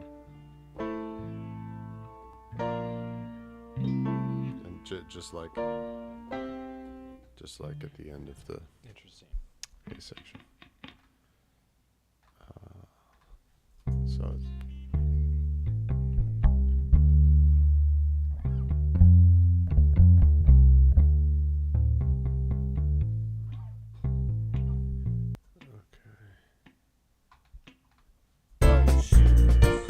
I'd say Squidward's gonna have it here too. Gotta get a message through. Tell everybody the news.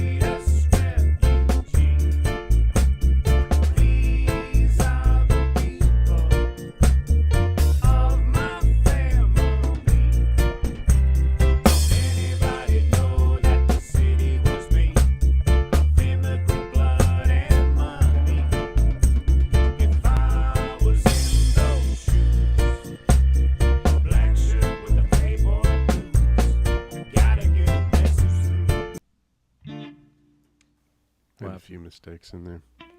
Really? I didn't hear one. Well, I mean, no like wrong notes or anything. It's just a couple times where I didn't play the bass line like exactly the way that it goes. Because this is a good example of a song where there is like a very specific, real clear melody that the bass is playing. And so when you deviate from it, it's a thing. But I may leave some of them because they sounded good. But let's just listen through what I played.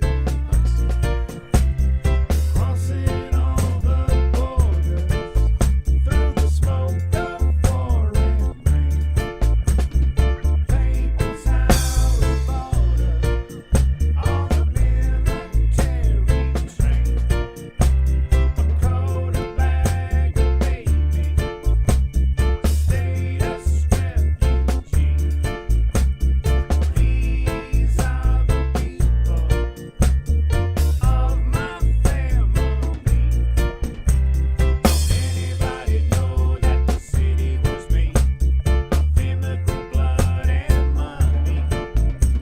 If I was in those shoes, black shirt Right there. with a playboy blues, gotta get a message through.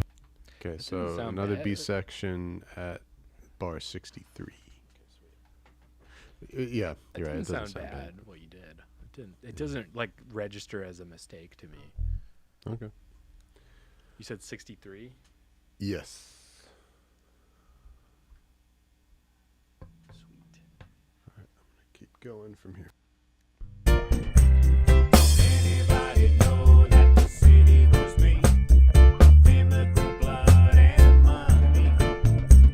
If I was in those shoes, black shirt with a playboy blues, gotta get a message through. Tell everybody the news. Feel the winter coming.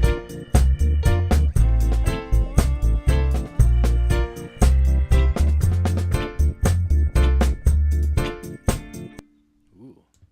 Sounds like it might be 2 B sections in a row, Oh, okay. possibly. Yeah, that would make sense. Let's see. Let's listen. This is kind of a not super pro way of doing it, the way that I'm doing it right now, which is I'm just tracking, even though I haven't listened or mapped out the whole song yet. Hey.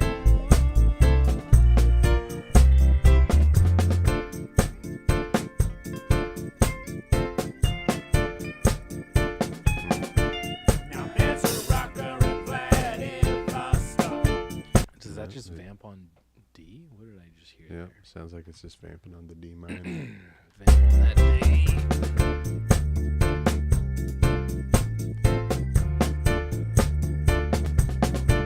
Now there's a rocker.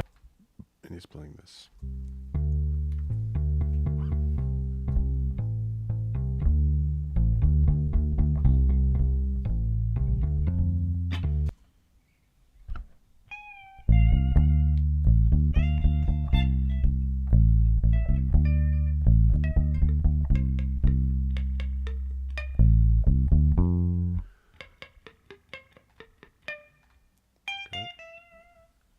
So we got quite a few people watching. Roll call, chat, say hi if you're still with us.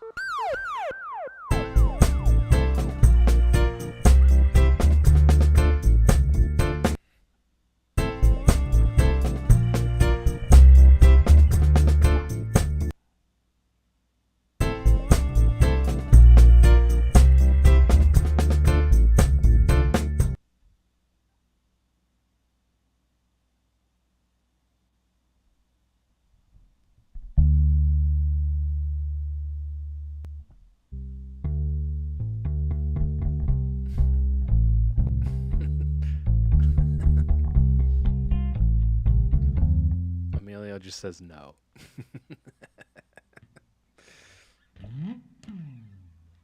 It's because he's a contrarian.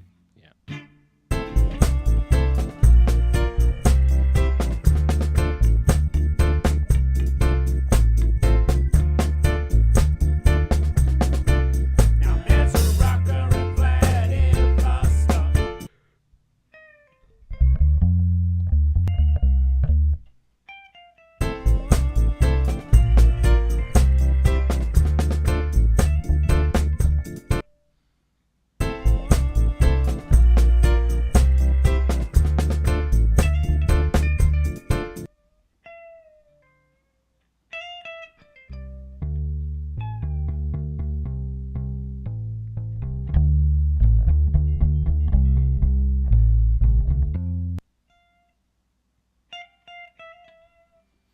Funky Canuck says, Happy New Year, everybody. Been a busy day for yours truly, but I wanted to say hi before I have another meeting.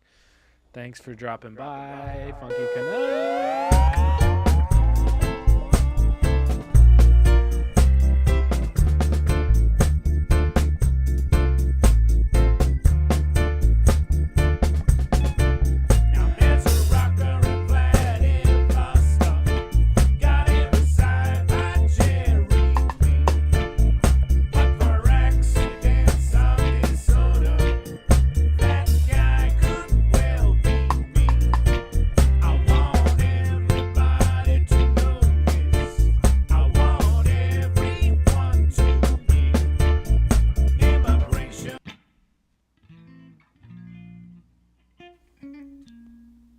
Keep losing track of this melody, man.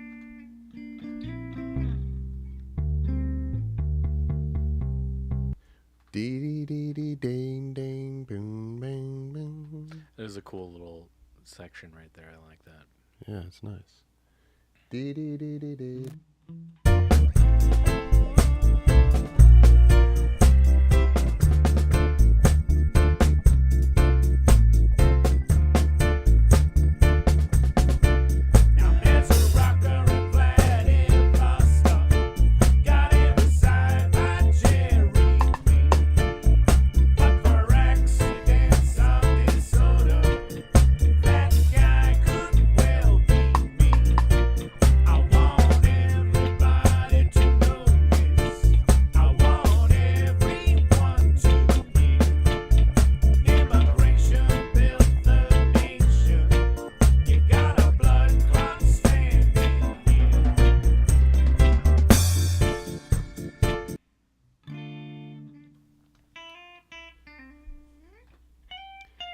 Love these lyrics, man. This is the song is a really good example. It's like something that I struggle with a lot when I write lyrics is like if I have an idea that I want to express, it's like very simple and straightforward, which is like, you know, fucking like immigrants are fucking important and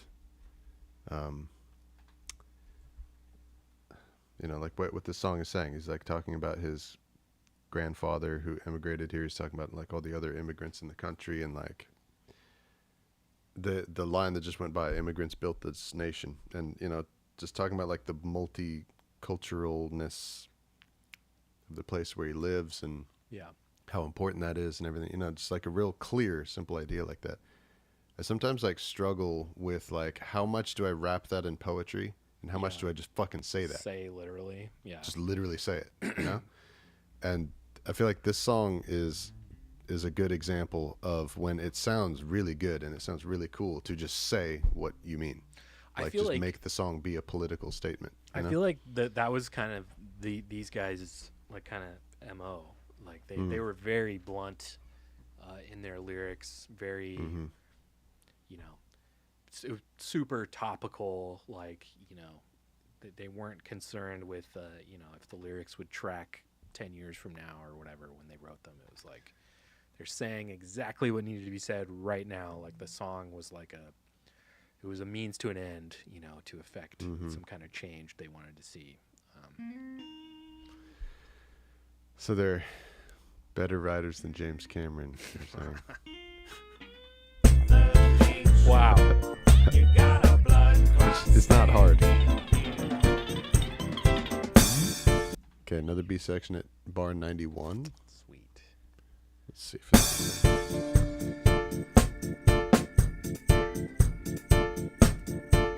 another hold. Okay, so it's actually a C. It's not a B. It's just the last marker I put down was the B section at 63. And then the C happens at 71. Right. And when does it come back into the A section?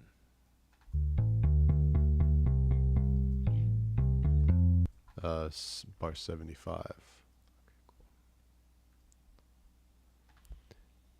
And then, okay, so 91. So it should be coming back in at 95. Yes. Sweet. Back in the A section at 95. Okay, I'm going to take it from there.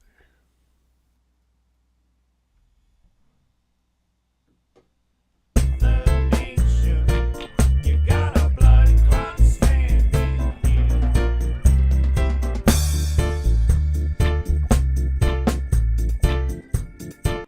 Ooh, funky.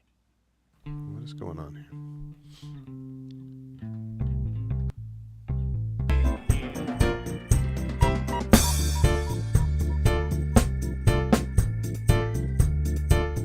Whoa. Super funky. Okay, so the drums just turn around for a bar then. Yeah. That's what that threw me off. Yeah. I thought I was off, but the drummer switches. It's really a cool bar. sounding actually. I It like is. that a lot. Built the nation. You got a blood clot standing here.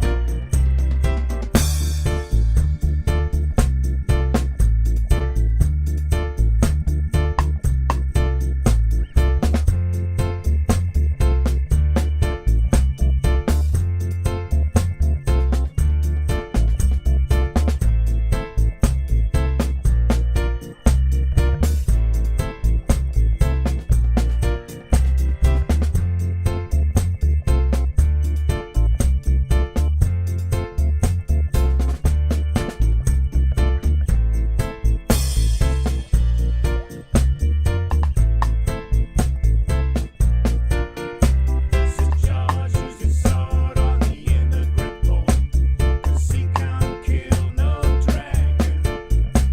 If I was in those shoes, I'd say Suedo's gonna have to hit too. Gotta get a message through. Okay. Excellent. There's one place I got to punch. And then it sounds like it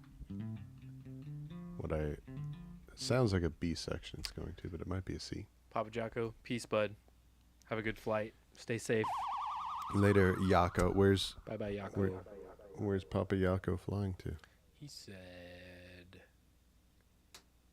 he didn't say. Early flight tomorrow. Oh, well, it's early. We do know that. Yep. All right. See you later.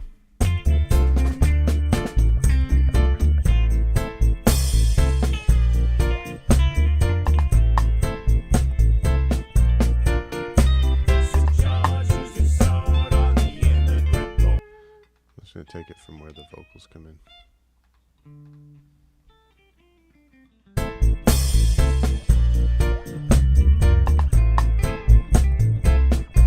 St. George used his sword on the immigrant boy, 'cause he can't kill no dragon. If I was in those shoes, I'd say Suedo's gonna have to hit too.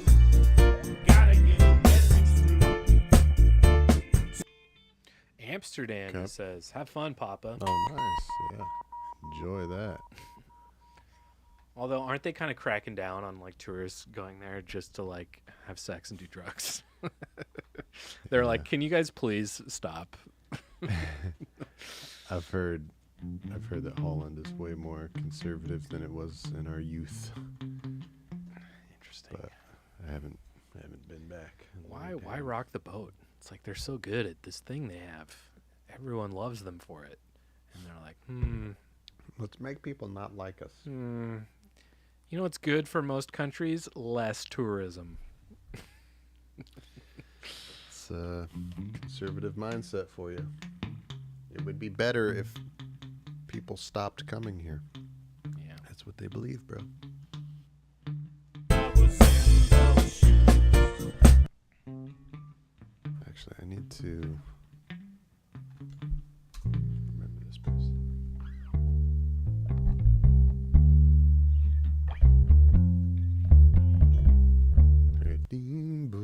Dee-boo-da-boo-dum-bum.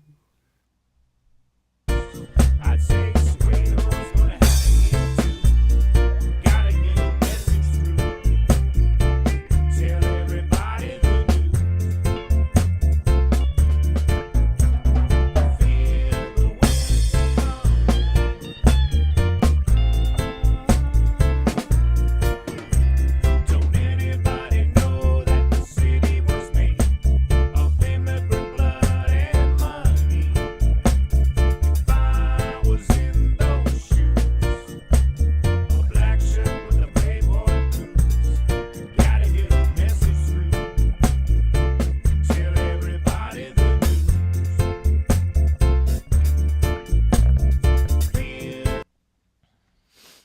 Thought I could make it.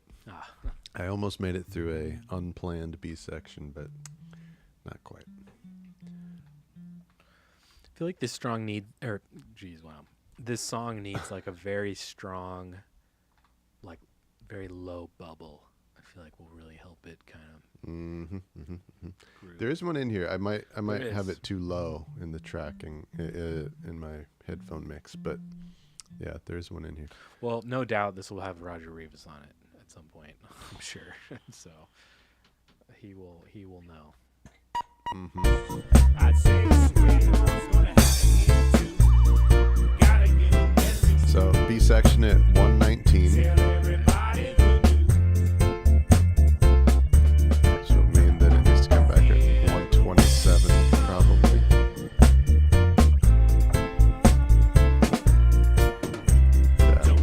Yeah. A section 127. city was made of immigrant blood. Got it. This is good. This will make my part go really smoothly. Good. My part should be pretty quick with all these markers in here. And then B section at 139. And then to the end. Ending on D minor. Sweet. On the deceptive cadence. Le deceptive cadence.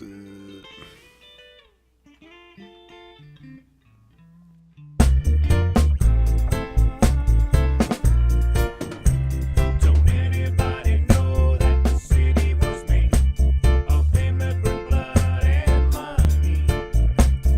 If I was in those shoes, a black shirt with a playboy blues, gotta get a message through. Tell everybody the news. Feel the winter coming.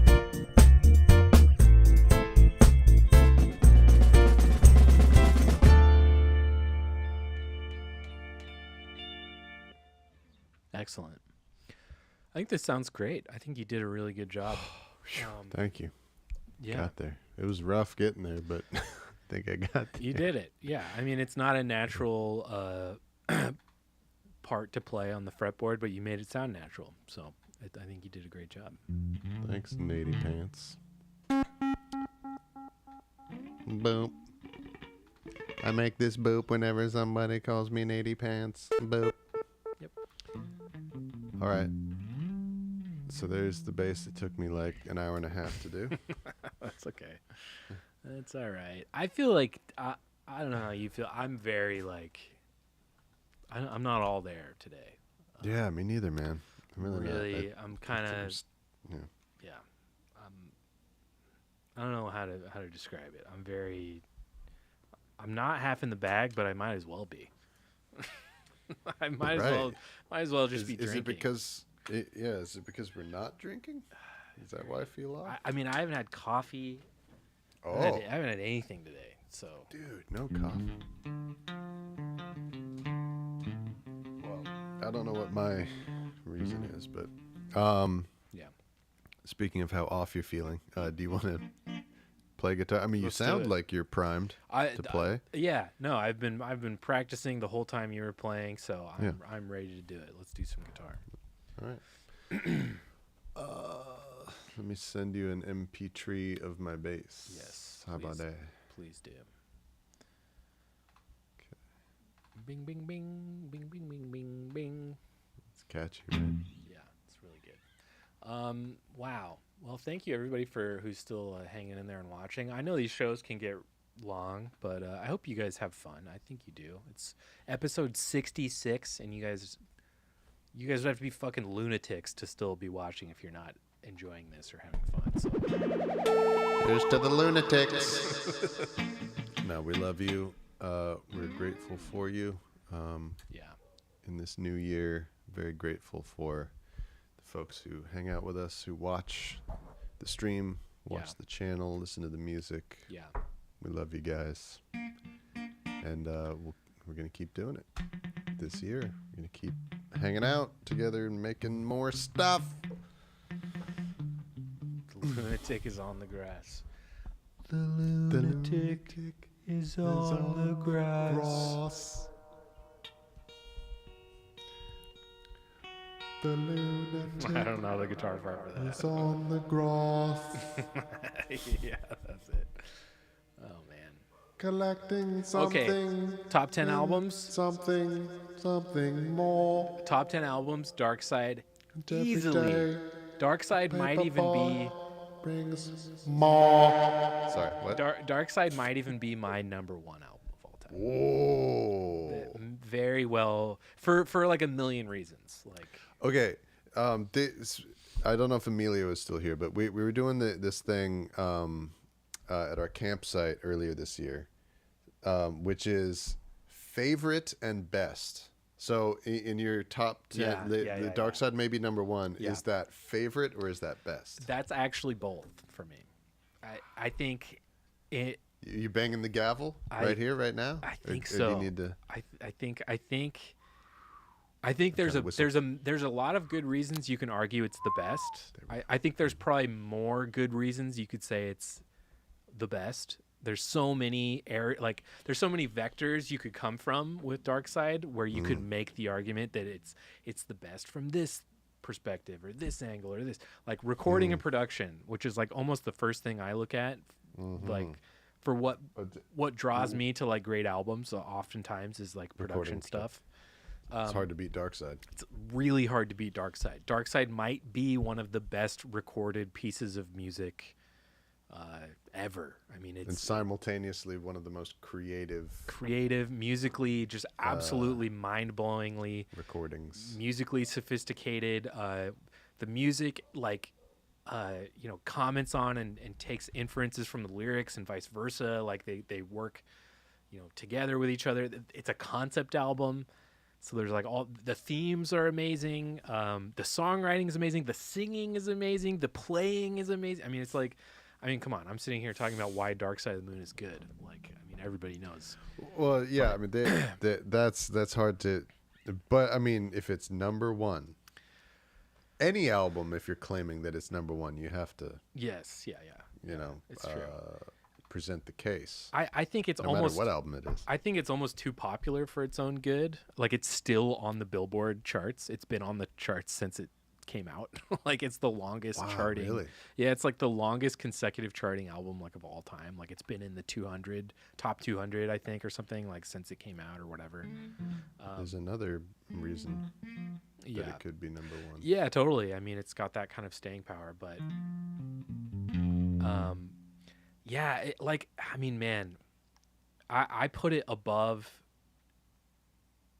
Like I think the Beatles overall are the better group, but I don't know for my Beatles money. are definitely better than Pink Floyd. Yeah, but I don't know for my Overall. money if I prefer a single Beatles album over Dark Side. That might be a controversial statement, but I think I think overall, yes, the Beatles have a way better catalog, although Pink Floyd's is awesome. But Yeah. as far as single albums go, there's not, like, I don't even know if I quite have a favorite Beatles album. Like it changes all the time, where Floyd, it's kind of always been Dark Side. Like Sometimes my favorite is The Wall. yeah, The Wall's amazing, Sometimes. although there's some skippers on The Wall for me. There's a lot of skippers, yeah. Yeah. But overall it's really Are there great. skippers on Dark Side? I don't think so. For me, not really. Unless you want to call that like crazy synth thing towards the beginning. I'm sure a lot of Yeah, people skip On the that Run. song. Yeah, I I'm skip sure a On lot the of people Run. skip On the Run, although I really enjoy On the Run. Unless what you're doing is having a listen through. Oh, and that's know. kind of always how I listen to it. I don't Yeah. fuck around with it. All right. Did you send me that guitar already or no? Magadepi Dark Side. Why don't you abbreviate it to DS while you're at it? Nate. I'm sorry. Abbreviate McGee. Mr. I'm sorry. Shortney. I like Shortney Dark important Side of- namesy. Dark Side of the Moon, I think, is the best album ever. I'll say it. Magadepi, how else are we supposed to show off that we're cool industry insiders unless we refer to famous people by their first name and call albums Dark Side? Yeah, dark Yeah. side. And okay, you want to get real inside baseball? I got to meet Alan Dark side's Parsons. alright. I got to meet Alan Parsons once. At Really? Capitol. Yeah. He would come through quite often actually. I don't know what the fuck he was working on, but it was always some kind of like surround sound Atmos thing. Could have been Pink Floyd. I think it was Alan Parsons Project stuff though. What did you say to him? Nothing. I think I gave him a sandwich. You're like, oh my God, you're Alan Parsons. Here's a sandwich. Hey man, that was the job. And then you walked out of the room backwards. Yep, that was the gig, man. Oftentimes, any more than that, people would look at you sideways, like, "What the fuck are you doing, dude? Like, get the fuck out of here." Yeah.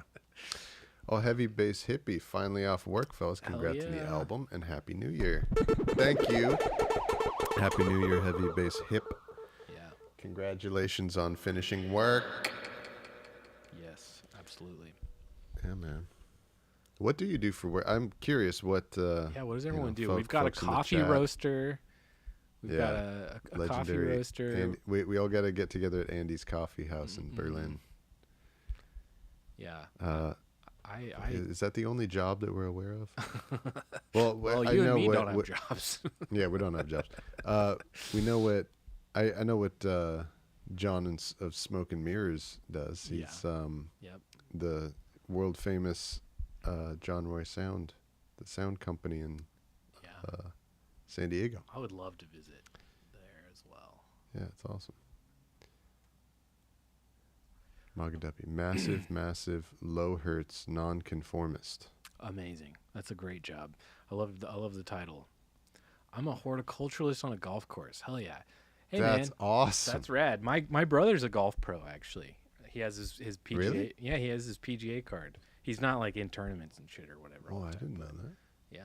Yeah, big golf. I I'm play part of with a the big flowers. I'm part of a big golf family. My nephew is a little wunderkind. My brother. I've never seen you golf. I will never. I don't golf, so I don't care about golf. You're just from a golf family. From a very pro golf family, yes, but Wow. I don't really golf myself. Although Nashville has a top golf course, which I might go try that sometime. Get drunk and just hit balls as hard as I can into a net. That's fun. But I'm Yeah, sure it's I better would, when you're drinking. yeah, I'm sure I would throw my back out doing that as well, though. All right, get fiddle time. Nice. I'm all ready to go. I've got your bass in my session. Let's get a little playback noise happening. Click. I'm loving that we have a golf course horticulturalist Me too. flower player. Yeah, please. I want to know loving everybody's. I really do want to know everybody's profession. I think that's very fun. Let me get a balance on my session too. If you don't know where I come from, better steer clear of my trail.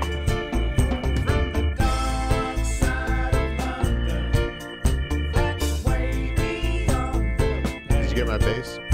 Yeah. Grandpa came from Russia, stowed away hidden in some bales. He took my grandma dancing. Yeah, that's you in there. Just that Oh, that is. stick is really loud. Okay. George used his sword on the immigrant pole, 'cause he can't Yeah, it kill sounds no nice. dragon. It's just velvety and in there. I was in those shoes. I'd say Soweto's gonna happen here too.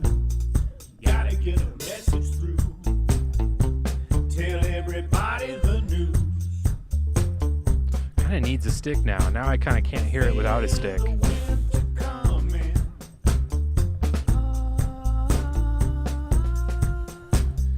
Crossing all the borders through the If you want to save smoke. time, Yeah.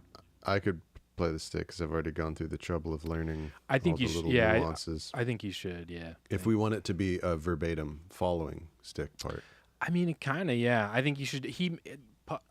John Roy left a comment. He says double and triple pick on the stick in spots would be delicious. So yeah, So maybe you do a loose one and I can do a like dead on one.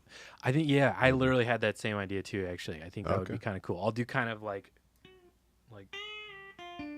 kind of more like almost leady stuff, but not quite. Yeah. Maybe even some like open chord stuff in sections or something. Oh my God, I'm loving it. But yeah, if you play like kind of the actual doubling the bass thing, yeah, I think that's a way better idea. Better steer clear of my trail. Maga Duffy says, Side of London, in Sweden, we sometimes call golf Grandpa came from what? Moderataki? What? Moderataki. Okay. Moderataki, which would roughly translate politically to capitalist conservative hockey. Yeah, I would agree Wow. with that. Yeah, that's essentially what golf is. It's basically hockey for capitalist pig dogs. I mean, now that like Trump is like the fucking mascot of golf now, it's not a very. Is he really? I mean, he owns like fucking 40 golf courses. He owns like every golf course. He lives on a golf course. Yeah, that's true. Trump National or whatever, Mar-a-Lago is like on a golf course, I'm pretty sure, right? Like, so yeah, it's not very sexy when the world's top Nazi is like an avid golfer. Yeah, that's very. Yeah, it's not super cool to be a golfer anymore, I guess. But whatever. It's there's nothing wrong with the sport itself, but there are some dickheads that love golf for sure. Oh, so Mock Debbie says he buried his wife on a golf course. He fucking did bury his wife on a golf course. I believe that. That's one of my favorite newer Trump conspiracies is that one, he had his ex-wife murdered because she was about to testify against him. And two, that in order to take advantage of like tax breaks, he buried her on his golf course because it would like in New Jersey where she's buried, there's like a law in New Jersey that says if any part of your property, your business is used as like a funeral or not a funeral, a cemetery, you basically don't have to pay like state tax or something like that. Like, and so of course that's where he buried her. So he doesn't have to pay taxes on that property anymore. And also a lot of people were speculating he like hid a bunch of like nuclear secrets like in her grave. And I'm like, I'm sure none of this is true, but it's so good. I love it. I love all those ideas. They're really fun. It makes for good mythology. Yeah. Heavy Bass Hippie says, yeah, sometimes the golfers ain't the best people. I do it for the nature. Hey, man, doing it for the nature, that's a For good the reason to flowers. do anything. Like, seriously. And Magadepi says, Moderaterna is a political party in Sweden, hence moderate hockey. Interesting. Yeah. All right, let's check this balance. Groove Stranger says, I work on apps, but I'm not a developer. I'm the product manager. The guy who figures out exactly what we are building and writes it down. Okay. Cool. Well, somebody's got to write it down, for God's We sake. should all come up with what's something we can all pool our talents into and to create like a An music app, about- horticultural something. Let's figure this out. Capitalist hockey flowers. I And love an app for that. I love the capitalist hockey. That is fucking awesome. I would tell my brother that if I wasn't positive he would be mad.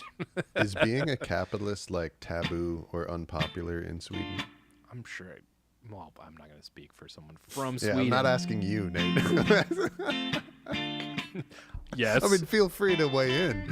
I that was intended for the Swedish guy. Well, it has. but you can. It has to be more so than it is here. I mean, Right, yeah. Here it's like There's y- no- you're- there's you're no more- supposed to be. If somebody overhears you saying that you're not a capitalist, like people want to put you in prison. yeah, like Here. that's the funniest thing to me about like when you hear Republicans in the United States or like even just regular people say like we're getting taken over by socialists. I'm like, dog, we live in the center of capitalism on earth. Like there is no more capitalistic place that has ever existed than the United States in the year 2023.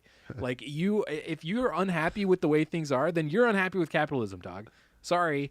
You live in the most capitalistic society that will ever exist. God, I hope. Like Jesus, like We're taken over by socialists. Give me a fucking break, dude. Yeah. Bet you hear that a lot in Tennessee, huh? Yes, I do. Heavy bass know. hippie We says try need a not to get too- VR We try not to botanical do. music. Yeah, let's talk about this VR botanical musical experience. Yeah, fuck politics. Politics fucking suck. But I am curious about. But in case you want to know if- my if politics, It's like bad to be a capitalist. in case you want to know my politics, just so we're clear, if anyone wants to unsubscribe, I don't think it's very clear, Nate. I hate Republicans. But also, I think Democrats are not that much better. They're better, I guess, but they're not that much better. They're slightly better. Yeah, it's kind of a. It's no, not very it's- fun No. in a country that has two parties. Yeah. And only two parties. Yeah, but exactly. I will say I was in China this one time and I had this epiphany when I was looking at this dude picking up trash, and I realized that he has one option, Yeah. and I was like, wow, that would suck significantly more than having two. Having Yeah. two does suck. Yeah. But It- imagine if you had one. Yeah, one is way worse. But I mean, I would almost argue we like essentially have one. Like their interests are like so closely aligned. It's like the things that draw the most attention to our differences. They're all like it's all like social bullshit. It's all just like culture war crap. You know, it's like stuff that feels really important, but like at the end of the day, when it comes down to like what laws are getting passed or governance or like how our society is structured, like I think the two parties here are pretty lockstep. Like they're not that different, but it's all the culture war, like Twitter argument stuff. That's the stuff they love to highlight because that's the stuff that keeps us all hating each other, you know, and fighting, and you know, it's I don't know. Keeps people voting for him. Exactly. Yeah. Need them votes. Need All right. them votes. I fucking hate politics, and I hate literally 99% of politicians. So let's move Okay, on. that rage that you feel inside yourself right now. Play you know? it on a reggae song. No. I was what I was gonna say. That's the way that I feel about Avatar.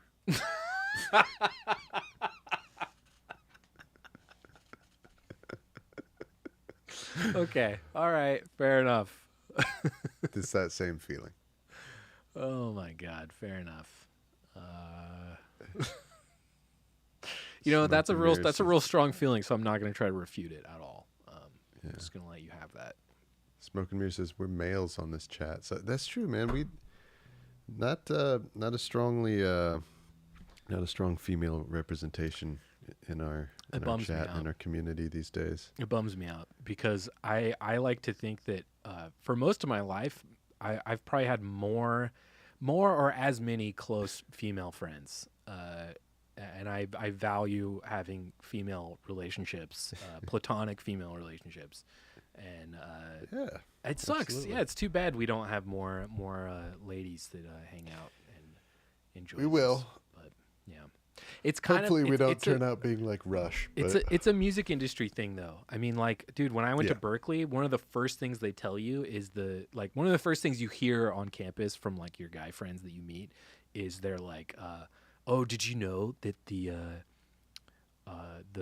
split of students is 70-30 guys to girls at Berkeley? I'm surprised that it's that close. Yeah, I know, right? It felt more like music industry like thing. 80-20 or something. Like it really was like Yeah. there's not a lot of girls that do this, but Especially in the technical aspect of it, you know, in Yeah. the engineering. It's like I kind I of feel like I don't know about you, but I feel like just in my career, it's probably been about like one woman working in the industry for every like 20 men. Maybe.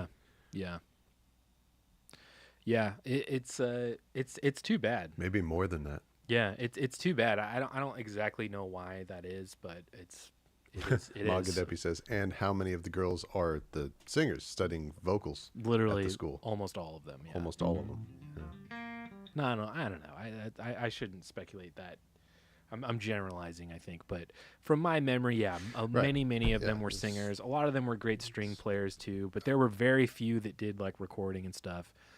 When I went to Spain, there was more in the recording program, and there was just more girls overall that were in the music program overall, which made me happy to see. But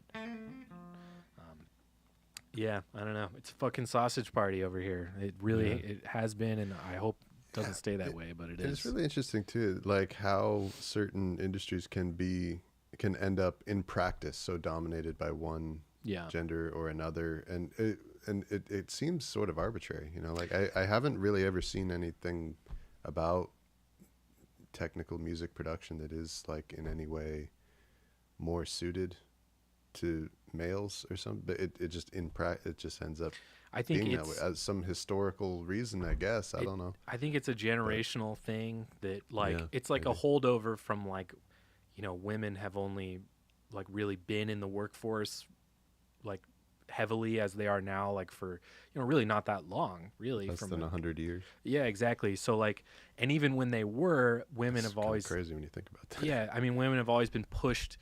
Like, I mean, if you look at the, like, you know, studies or whatever, it's like women have historically kind of been pushed away from like the sciences.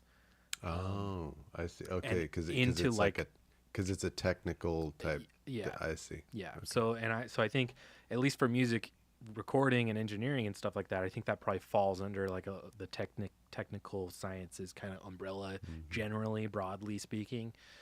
Okay. So that makes sense. That's kind of what I've always thought. It's just like kind of a generational like holdover effect of just like, you know, women being disenfranchised for so long. Yeah, sort of being like suggested away from that when they're young. Yeah, exactly. They're pushed to be nurses and teachers rather than mathematicians and scientists or engineers or whatever the fuck, you know. So. Well, yeah, it's but you know what I will say? Changing lately. Yeah, you know what I will say? Some of the most talented musicians and producers I've ever met, definitely at Berkeley, were females, were girls. So, you know. Yeah, one of your teachers was dude, fucking Susan Rogers, man. Susan Rogers, literal genius. My favorite teacher I had. Prince's engineer, right? Yeah, Prince's engineer. Yeah, she's one of the legends. Literally, probably the reason I continued at Berkeley. I almost quit, and I went to her because I actually could like have conversations with her, and her class wasn't this like weird cutthroat kind of vibe. It was like, you know, she wanted to have discussions about cool artists that she worked with and that I had been obsessed with forever. You know, and like I told her, I was like, you know, I don't think I'm gonna do this anymore. And she was like, she literally pulled me aside, and she hadn't like heard anything I'd worked on, or just from conversations together. She was like, you were born to do this, and here's a gig. Wow. Like here's a job. Like I'm gonna get you hired to go work for a band at this studio. That's major. Like instead of being like, oh, let's figure out this or that, or major. You know, here I'll book you for some lab time in the studio. She like booked me at a real studio, like outside of school. She was like, you need to pull your head out of class, out of the books, out of fucking all these people around you that you're not clicking with. Go work with this band. Here's a band that I think you'd be great to engineer and produce. Go do it. Wow. I'm booking you on it. And I was like, fuck. And it turned out awesome. It was great. It was like the best thing I could have done. And then I established a relationship at that studio, and I brought then I started getting clients, and I didn't bring my clients to school. I brought them to a real studio, you know, like, I don't know. Susan Rogers. Susan fucking Rogers, man. She, I just saw her name pop up in the news about something the other day too, which was cool. Sylvia Massey's she's got a big YouTube presence right now too. Very influential producer and engineer. She fucking produced Undertow, man. Yeah. I follow her on Instagram, and she posted like the bass recording rig like diagram of like how they recorded the bass, and it was like it wasn't like anything crazy. Like it was like how you would expect to record, you know, bass in the 90s, but it was still really cool, and I think super eye-opening for people who maybe don't understand. Like she's very cool about that. She's very showing things from behind the curtain. Yeah. You know, she's really, really into, and I like the way that she does it too, because she likes to show things not like, this is how I do bass. Let me show you how I record bass. Right. She shows you how a specific iconic record that you love was made. Yes. Specifically. Yeah. Yeah. And let me show you that. Yeah. Which is very cool. Yeah. The diagram she showed, it was for Tool Anima, or however you say it. And it was like Anima. It's intentionally pronounced two different ways. Okay. But yeah, it was like she produced that too. What the fuck? I think I so. didn't know that. Or maybe she was at least involved or whatever. I thought she only did Undertow. Oh, it was Undertow. That's what it was. That's what it was. Yeah. But yeah, it was like they showed the bass guitar, and I forget what kind of guitar he had, and then they showed basically it going through a DI, which was like a tube DI, and then basically splitting the signal from the DI going direct to the board, and then the DI going to the amp, the bass amp, the Ampeg rig, and then like I can't remember what mic they had on it. It was like a what's the other popular podcasting mic? The Sennheiser. I think not the 421. It's like the gray bullet looking mic, like submarine looking mic. You're talking about the RE20. Yeah. RE20? Yeah, so then it was RE20 on the cab, and then all going through like a Neve. It was like wasn't 1073s. It was a different kind of Neve pre and EQ setup or console. And then all that going to like a Studer A824 tape machine. It was really cool. So it was like exactly how you would do it. It wasn't like anything crazy. But it's cool to know that because she's showing it to you, like exactly. In case you were ever wondering if it was some inaccessible secret magic trick. No. This is it. This is how we did it. You can literally do the same exact thing with a laptop and Pro Tools. You're not going to have the Neve pre's and all that, but like you can do the same. You can apply the same method in any kind of bass. I mean, that is the way to record bass. Like that, and that's kind of bearing the lead is what I'm trying to get to, is like it's like the way to do it, like if you're going to record bass. She engineered the first System of a Down record. Not surprising. Dude, I got to meet her once actually as well at Capitol. Really? Yeah. I still have her phone number in my phone. Every time I pass by it in my contacts, I'm like, I should delete this, but I'm not going to because it's awesome. I will literally just never scroll bug her. past it. Wow. I will literally Sylvia never. Massey's. She produced the Red Hot Chili Peppers version of Love Roller Coaster. Oh, that's sick. I love that version actually. I love that song. That song's really great. All right. I'm gonna start tracking on this before I forget how everything goes. Real quick, one last thing I wanted to read is that Smoke and Mirror Sound System said, check out Rude Girl Review and hire all the talented musicians from that. Oh, cool. Oh, shit. There's like a directory of female reggae musicians that exists. That would be sweet. Wow. Well, that's kind of the next era of black market. I'd like to, maybe not the next one, but the future of black market I see being a lot like Smoke and Mirrors, in that like John utilizes outside singers really well, and he has like this Rolodex of singers he calls on for his tracks that's like so impressive and so awesome, and they all sound so great. And I would love that. I would love to get away from doing the sample stuff and doing more like just really, really cool covers or something, I think that would be a really fun change. And just to be able to work with more people, like I found this project has gotten so much better the less insular it is. The more I give to others to do or to be a part of on this, it's like way better. It's gotten 10 times better since you joined full time. It got even better when John started playing on this stuff all the time. Obviously, every time Dub Robot pokes his head in, it's fucking insane.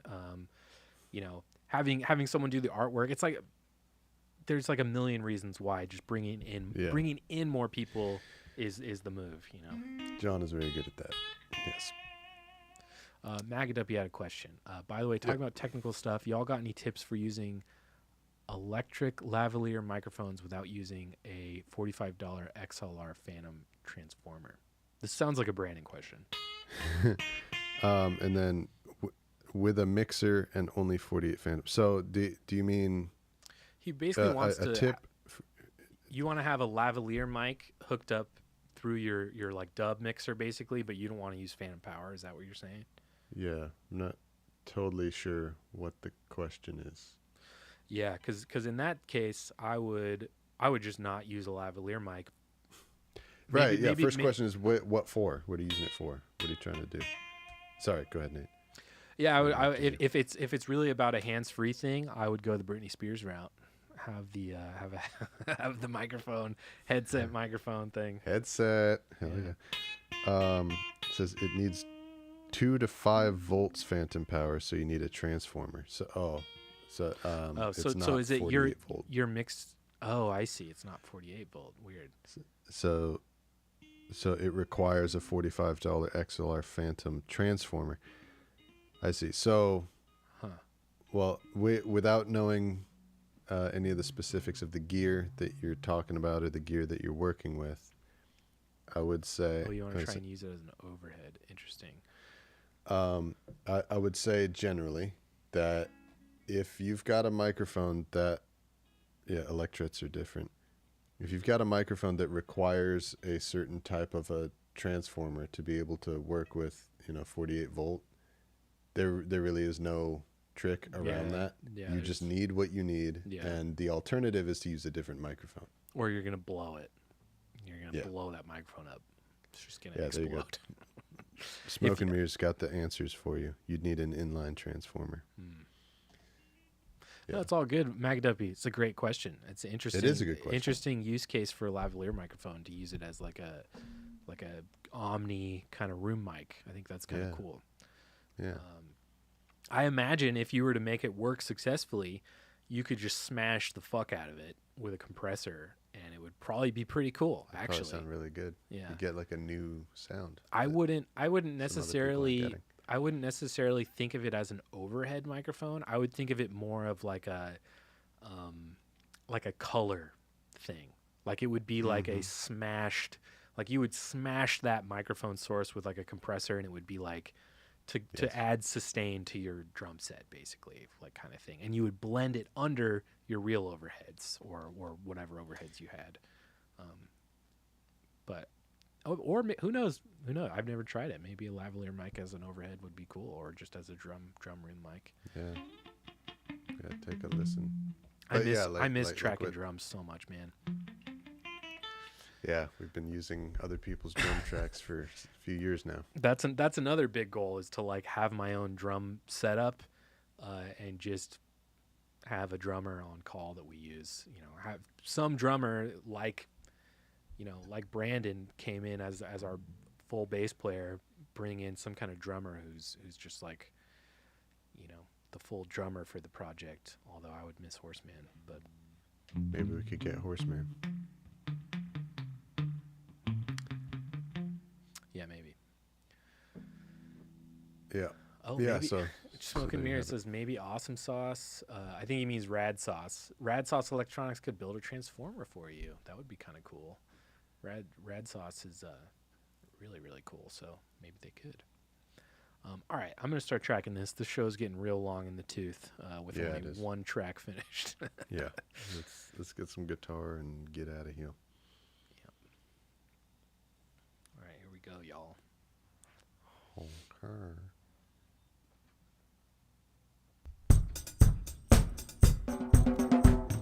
If you don't know where I come from, better steer clear of my trail. Single choppy. Well, I started doing that, and now I'm thinking, should I do that?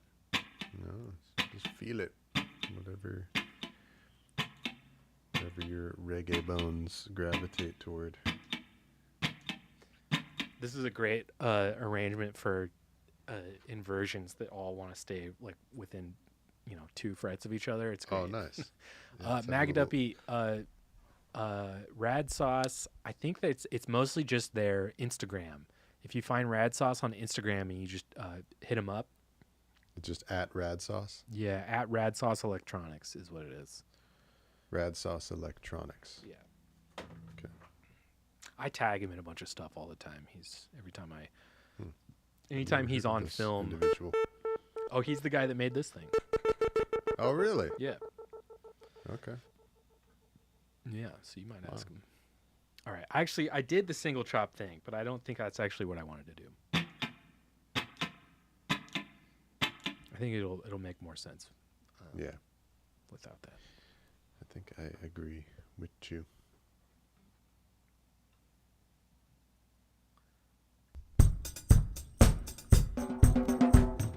If you don't know where I come from, better steer clear of my trail. From the dark side of London, that's way beyond the pale. Grandpa came from Russia, stowed away hidden in some bales. He took my grandma dancing to the air in Cyrus Whale. Let's start over. I just can't hear myself very well. Okay. How's that sound Sounds to you, good. though? Yeah, sounds good. Okay.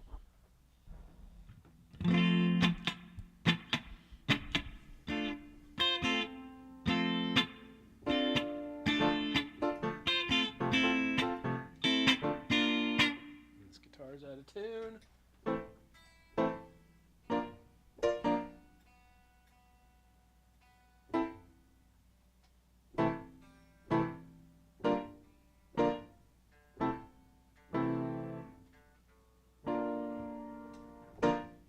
Like, I could see a version of this show someday where if me and Brandon can ever wind up in the same city together and I can get a bigger space, we've got me and Brandon in the same studio doing the live stream, maybe not all the time, but doing whole episodes where like maybe we're moving the camera around and we're like miking up a drum kit and we're Yeah. like experimenting. We're just being more experimental with our like recording techniques and fun stuff like that.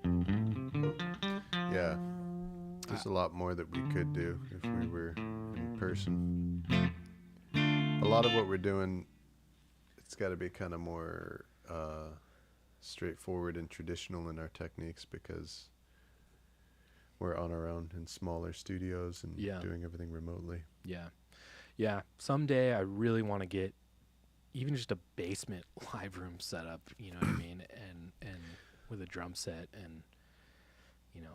I've really realized in doing this and recording this way how limiting it is to be alone in your studio space. Like there's so many techniques that we could really experiment with and get very creative with If we were together. if there were two people. Yeah, Have totally. one person who's out there Yep. manipulating something and another person who's in the control room listening to what's happening. Yep.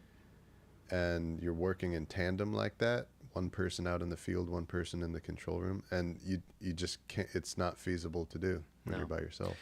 I mean, you just explained why my setup is the way that it is.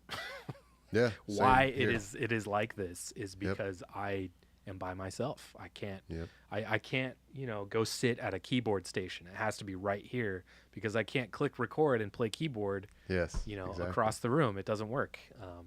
Same with my guitar. My pedals are like right at my feet. I mean, it's really cool, and I imagine I'm so used to working this way, and I'm probably always going to be working like this in a way, like by myself. So I imagine I'll always kind of keep this setup more or less. But there's just options that we can't do. Yeah, if we had, man. There's all kinds of Sylvia Massey type techniques. Yeah, totally. That are very creative. Very cool. Man, all the stuff I learned at Capitol, like all the things I saw them do that I would love to try, like even just mic placement and like just technique. It's just I don't have anything to mic up. There's nothing here.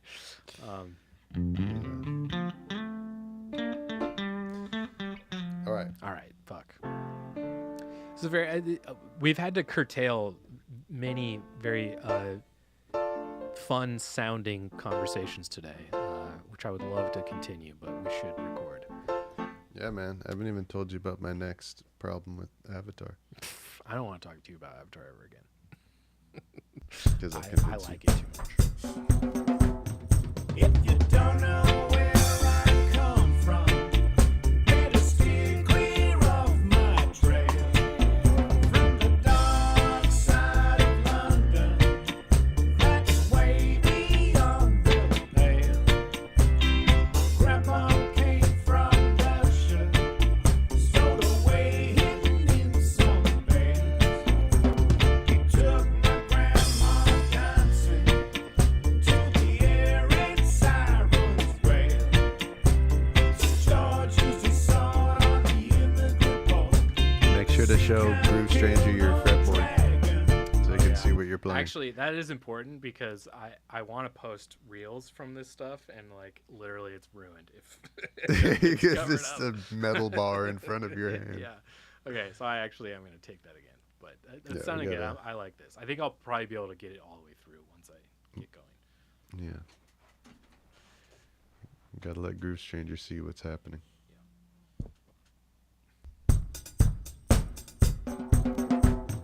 If you don't know where I come from, better steer clear of my trail.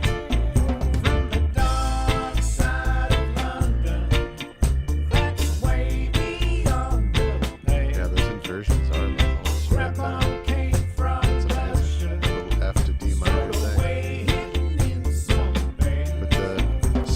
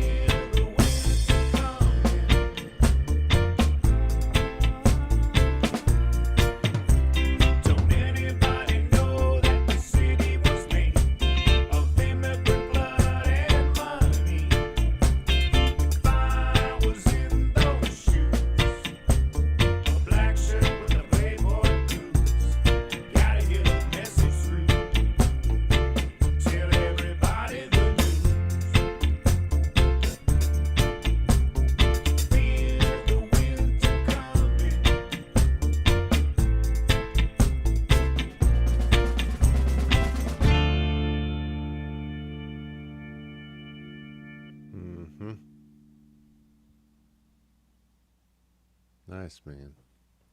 Good take. This song was That's how it's done. much. I had a much easier job than Brandon did. I think there might have been the first B section. I could probably take one more time. Let me listen to it. If it's not obviously bad, then I'm not going to worry about it. So, John, if you're still on, I don't know if you're still here. Nope. But something that I'm hearing that would be really good in this song is a piano bubble. Ooh. It's pretty rare where... sorry. Yeah, you're right. You're right. Because this has that kind of like lilty, kind of lazy groove to it, like swung groove, where I think that, that would be kind of cool. Sometimes that bubble rhythm sounds better when it's played on the piano as opposed to the organ. But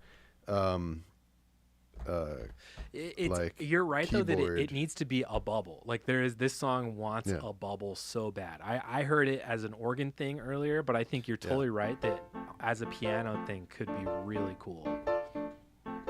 But it's hard to get the just right sound of that with a sending to John Quan. I was gonna say it's hard to do with a keyboard.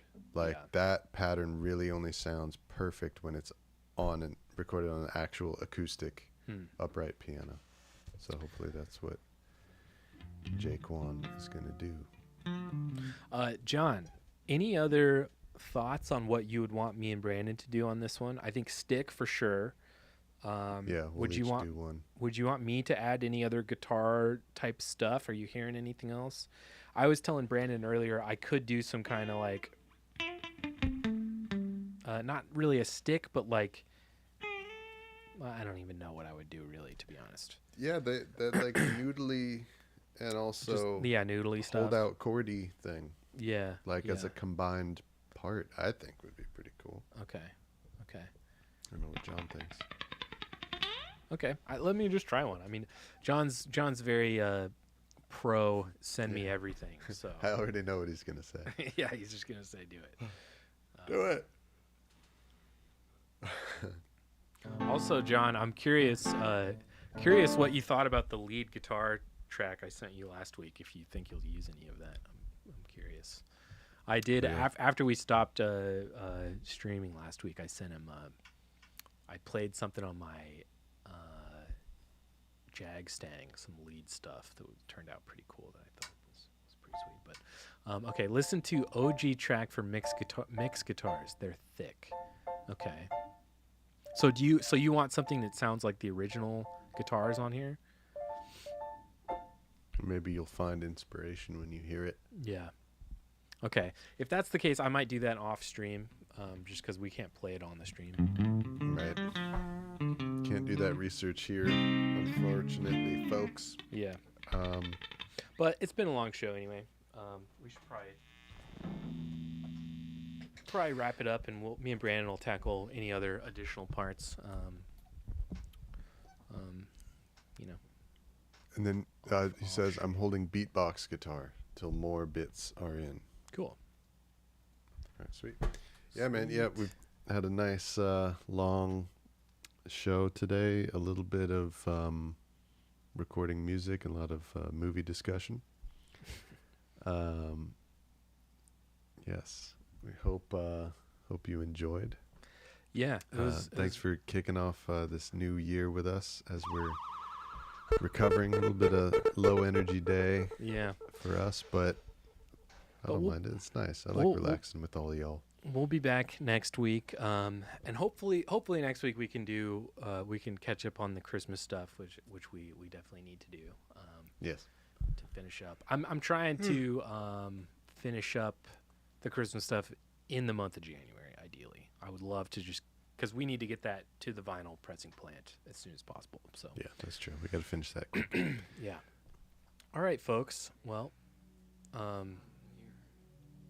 Yeah, Groove Changer says, thanks, guys. Thank you. Magadepi says, hit me up with any collab ideas. Really up for recording some new stuff. You're totally right, Magaduppy. We're way overdue. I think the next like fresh black market thing, we'll try and do something like that. Right now, we're still tying up the loose ends for Christmas and doing this big Audio Dynamite stuff. So once we do a new fresh black market project, we'll inquire about your services. Yeah, that'd be cool, man. All right, guys. A trio EP. Yeah, something. that'd be super fun.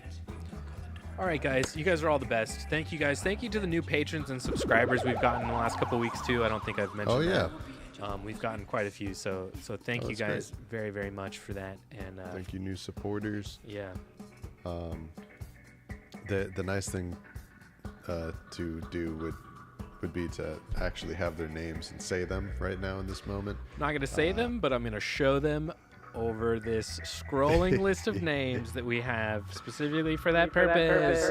Thank you. We love you all. Bye. All right, love you. Bye, everybody. See you next week. Goodbye. Wah, wah, wah.